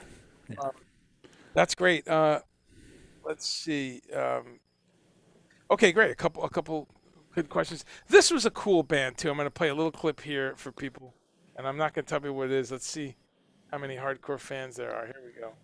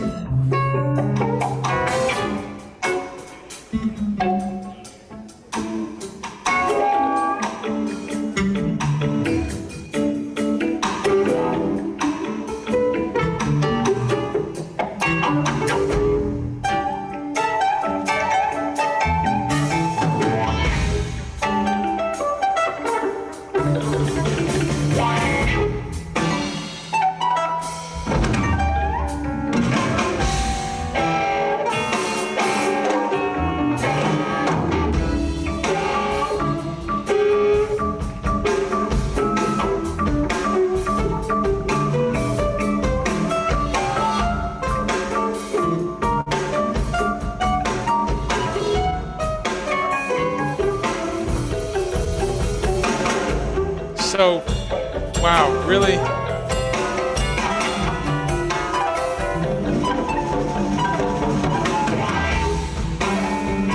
Another great. We're gonna keep talking about a little original music as we fade out, but another great tribute to the masters. That. So for folks that don't realize, that's the music of the Mahavishnu Orchestra of John McLaughlin, my favorite guitarist, by the way. We just celebrated his birthday a week ago today.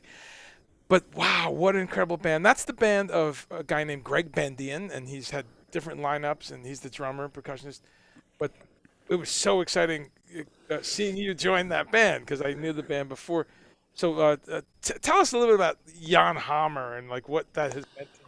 Oh, geez. Oh, well, okay. So Jan Hammer, the thing about Jan Hammer, that most people know him these days from Miami Vice and from his kind of like thematic, his emotional, thematic, evocative, almost pop music. It's very, it's very well crafted, but people don't realize that he came on the scene as a jazz musician in the 60s and early 70s. First with Sarah Vaughan, and then he made records with Jeremy Steig, and then he got picked up by the Mahavishnu Orchestra. And the big thing that he was able to do, well, I don't say the big thing that he was able to do, but his contribution, as far at least from where I'm sitting, is that he made the synthesizer, the monophonic synthesizer, in this case a mini Moog, as an expressive solo instrument with very, very a very wide range of articulations with both a pitch and modulation wheel. And he really got this, box of wires and circuitry to sound like a human voice, or to sound like, like a guitar or like a violin. It's like super expressive. And as a young keyboard player at the time, I was 10 years old when those records came out. It just totally blew my mind. I love the sound of the synthesizer from when I heard Wendy Carlos's Switched on Bach in 1969, and I was a young class. I was like learning classical piano. I'm like, I don't know what this is. I have to like figure this. I have to understand this. I don't understand what I'm hearing. What is this? I have to have this. And then I was at Laserium in New York City, which was in the Hayden Planetarium. They did these like laser shows on the big dome. It was like the first time. I think it was like 76 or 77 or something. And they played this track from the Jan Hammer Jerry Goodman record, Like Children, and this track called I Remember Me, which has this synth solo that will make the hairs on the back of your neck go up. And it's 20th century harmony, so it's not like, just soloing pentatonic minor or anything. It's really complex harmony. And it's the experience of hearing that music on that sound system in that made me realize the artistry of this guy. And then I started seeking out all this stuff. And like, for example, his record, The First 7 Days. Oh, great. Yeah, it was an amazing example of a guy with a room full of stuff like this and an 8-track recorder, just, creating worlds of sound. Yeah. Yeah, there it is. That's it.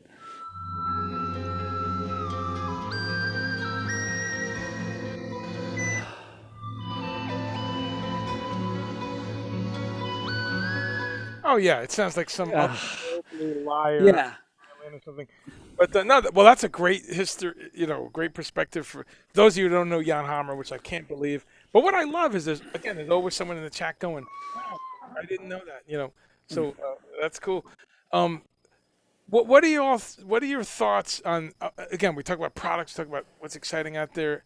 What do you think about? Have you seen a recent interview with there's a couple, but Bill Clinton, Paul McCartney, of course, but Bill Clinton and Al Sharpton. Those two are kind of amazing to me because you have two kind of guys, very famous, that went vegetarian because of their heart disease and stuff. Have you seen this? No. I have not. Clinton? I was expecting to hear your commentary on it. Well, now you can both go check that out, as can anyone else who didn't see this. Yes, Bill Clinton Wow. to go real heart scare, and he went vegan. And Wow. yes, there's a bunch of interviews, and he loves it, and he has favorite foods, and it's been not a flash in the pan. It's been about 4 or 5 years. I think he did start. He went back to some eggs maybe or something, but meat free, and and he says the real important thing about it. I think he says, you know what, I might not be here. My doctors say that the heart stuff, the blockage, all these things, they all added up, and most importantly, and this is our message, he loves it. He's all, Yeah, right. there it is. I put a link in the thing there, but yeah, Amazing. and you didn't hear Reverend Al also? No. Oh, I didn't. Same thing. He had some real. Wow. I think for him it was diabetes and all this stuff, and you notice he lost a lot of weight. I don't know if you've seen. Yeah. Of course. Yeah. Yeah, because he's been on the news a lot. Yeah, he lost a lot of weight. Yes, But here's the thing. It's like, as a species, humanity as a whole. I mean, it's disseminating globally, but it's taking a while because the planet's pretty big and there's a lot of people. But we are waking up to this thing of this idea of like how we eat and how we interact with our environment is all directly connected to our health and the health of the planet. Hmm. You can't separate this stuff. That's right. No, it really is, and what's cool about when it's people like this is for somebody out there, it normalizes. Sometimes this is the final straw. You have a skeptical friend or a family member or something, and I think these are useful moments because they go, wait a minute, I thought it was just you weird hippies. Exactly. Hey, it is just us weird hippies, but now there's a lot more of us. Hey! I just another one. I just found this out. I talked about this last week because Ben and Jerry's has a new flavor dedicated to him, and I'm not a sports fan at all. I'll probably say his name wrong, but Colin Kaepernick, the guy with the kneeling, Yeah, sure. yeah, he's vegan, and he does a whole thing on animal rights and stuff. So those are Oh, I think I knew that. these are cool little things because some kid out there that loves football is going to go because again with the protein they're going to go. Yeah. So this guy's able to train Yep. Yeah. and so I love that corner is being turned. Me too. I'm not to interrupt, but just speaking of a lot of sports, I don't know because you know how football teams and different stuff like change from year to year. But I know a few years ago that most of, if not all, for one season or however long, the Tennessee Titans, a lot of them had gone vegan Really? because one Really? of the players' wives had really like opened, the eyes, like she was making food for the players and different stuff, and like so a lot of them Wow. went vegan, which I was like, that's awesome. And like, exactly what you're saying, Andre, like when people see that, when the little kids or who it doesn't even have to be little kids, but whomever watching it might just inspire a little bit more of like, oh wow, if these are like super athletes with muscle on muscle on muscle and they don't, eat meat and dairy, then it's obviously doable. Right. Something's doable. Yeah. No, it's great. And I had a vegan bodybuilder on, a trainer, a dear friend of mine, Steve Asbury, months ago, and we're gonna bring him back. But so look, folks, it's out there. There's a guy named Sixto Linares who won the Ironman triathlon Wow. a number of times, not just once. It wasn't a fluke. You have a few triathletes who are plant-based. Some are vegan, some are only eggs, and then but the point here is to get that get over that hump that we are trained in our society that you got to have it. There's Yeah. and the so it's a beautiful thing. The lie. The Yeah, fraud. exactly. So well, okay, so coming in for a landing, I want to make sure people know that that you're both doing a bunch of music. I put your links of Instagram up there. I urge people follow these brilliant folks, check out what they're doing. Between them, it's about 60 bands because, That's what it means to be a working musician, man. It's like, For real. for real. I know, and like, because I was sitting here, I even had my little list of all like we only touched on a few, so I know it's probably like the same thing with you, Neil. Yeah. You know what I mean? It's like you can't even possibly cover all of them. Yeah, no, it's impossible. And I've actually had this issue in other interviews when like years ago, people say, "Oh, I want to talk to you. So tell me what you're doing." And as I'm going down the list, I'm like, I don't got time to talk about everything. Seriously. I'm gonna have to like pick the 2 or 3 projects that I want to promote today and talk about, because it's otherwise it just spirals out of control. Awesome. Well, I want people to, and I remind people that Friday night, let's all get together. Let's have a distance cocktail. Friday night at 9 Eastern, Nail will be broadcasting a show, and you're looking at the studio, folks. You will hear all these incredible instruments. Some of them vintage, some of them very new. He's got an incredible collection. And actually, Nail and I have talked about this. We're gonna do, since I'm into so many different things too. Nail has kindly agreed to spend a couple hours with me doing one of these interviews only about synthesizers, keyboards, modes. So those of you who are into that stuff, stay tuned. We're going to geek out. We're going to go deep. Dave Smith. Yeah. Robert Moog, all of it. But Friday night, to just hear more of his artistry, come on down, go to nailmusic.com. And in fact, go there now because you can prepare by looking at his SoundCloud, his Bandcamp. It's a really good website, too. Look at this website. Yeah, as you can see, the news updates stopped in June. I tried to keep them going, but I know I got some true music fans on here, and if you go there, you'll look at the list of bands. He's got Nail, X Ensemble that we just saw, the chamber music, Nail Young, experimental thing, Cloudburst, which is more of a jazz thing, right? Jazz funk.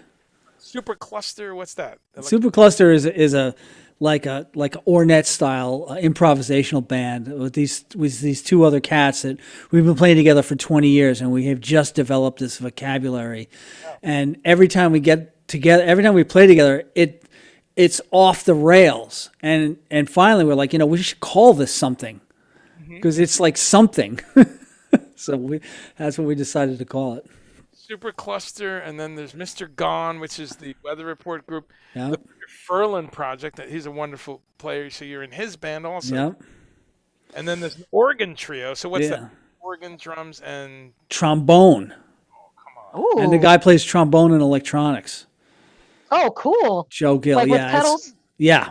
Nice. Yeah, and a harmonizer and stuff, so he does section work, Right. It's it's a lot of fun. Yeah, that's an organ trio. That's what the Sub 37 is, the bass. Oh, I love it. Yeah.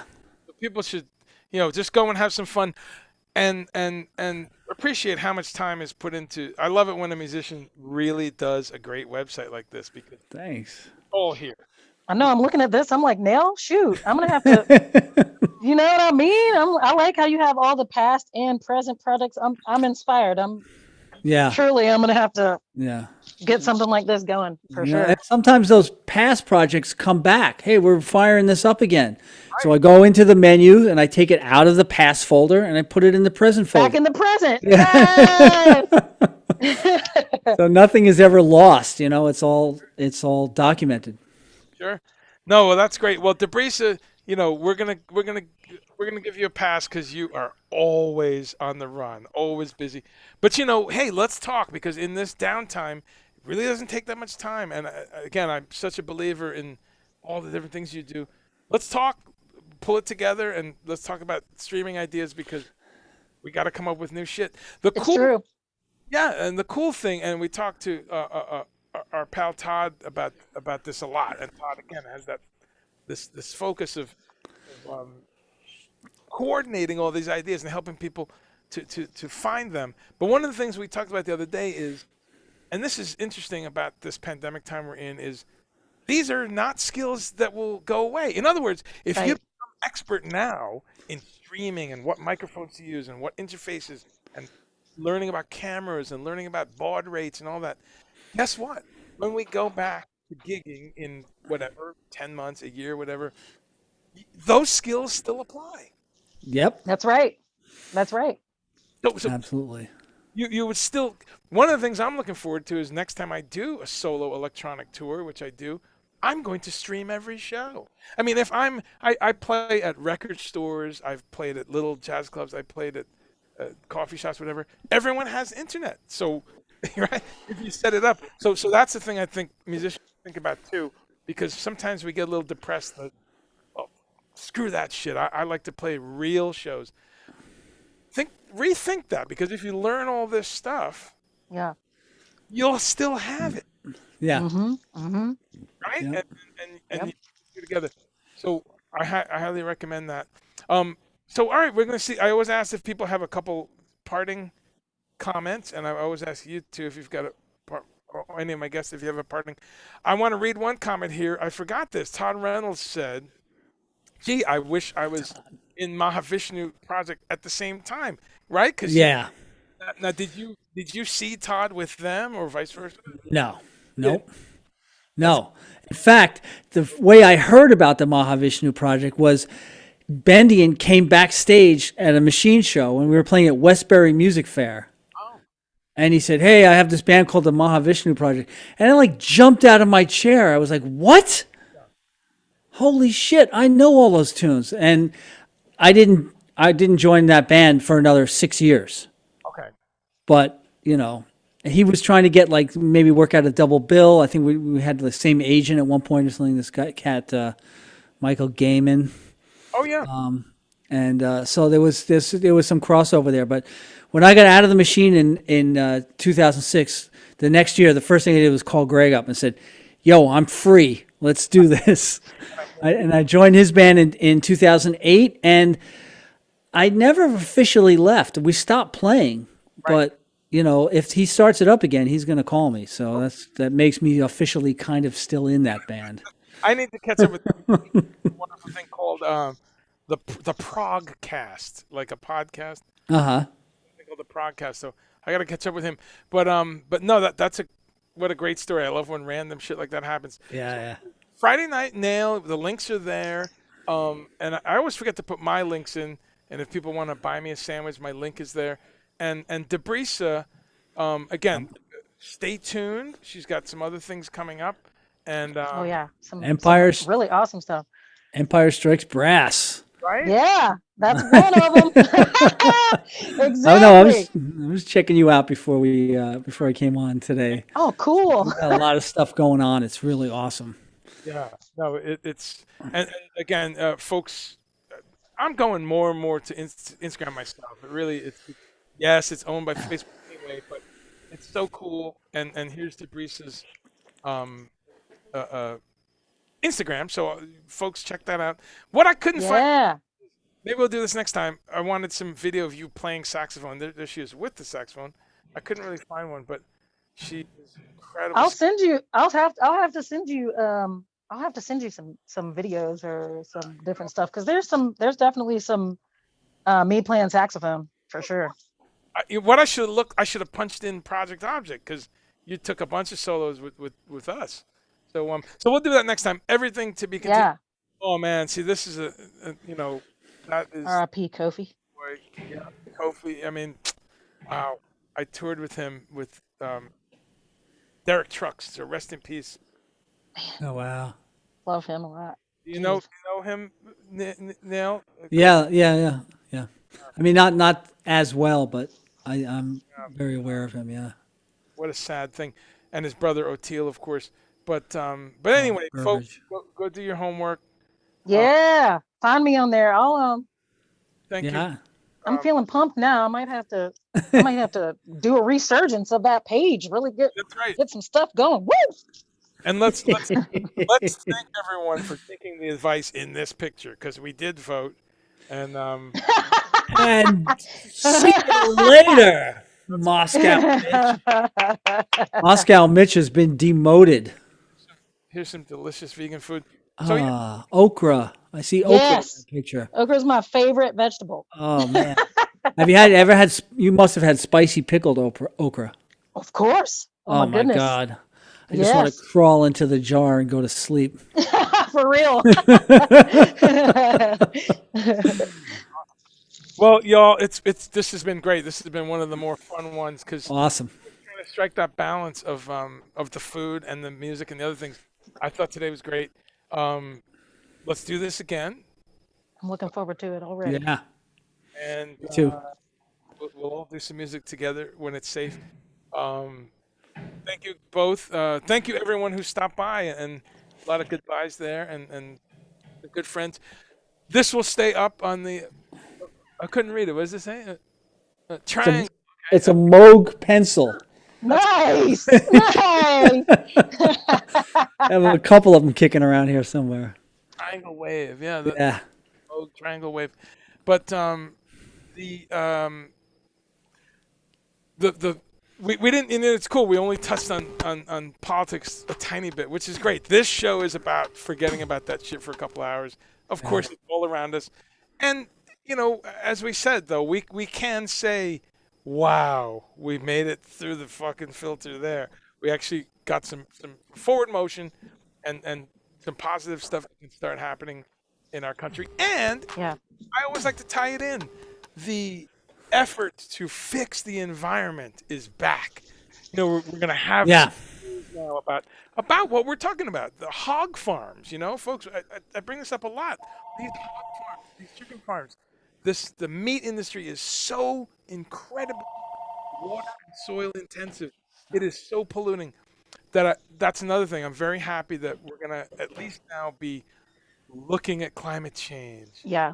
We're back in the tree now. The pressure is now going to be on us to reduce carbon and to it's a start. We're not going to have paradise by July 1st or something. But no, but so much progress is being made. I mean, and you heard about like what happened with the Arctic refuge, right? Like Trump opened up all the stuff and the companies are like, we're not interested. Oh, cool. I mean, like, I think, they had opened up all these tracks for development, and I think less than half of them were they're just like, this isn't really viable for us. Wow. And we're just like, oh, thank God. Get these people out of here. So the chance to change all that, and bring it back and put those protections back in place is just like, it's going to happen. It's happening, and this is the spirit of this show, to just get people to think about it and say, can't I take a shopping bag to the damn supermarket? Yeah, green bags. Can I maybe bring my own this or that? And so I'm happy that from the top down, we're going to get some more energy there. We're going to get something better.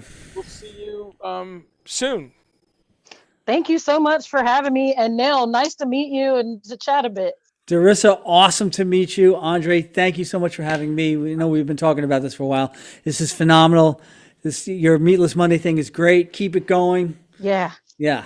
We're all right there with you, man. Absolutely. And we will see you Friday night again, folks, 9:00 Eastern time. Hear this man perform. The links are right here. Turn the news off. Mastery. And we'll see you there. I will be there.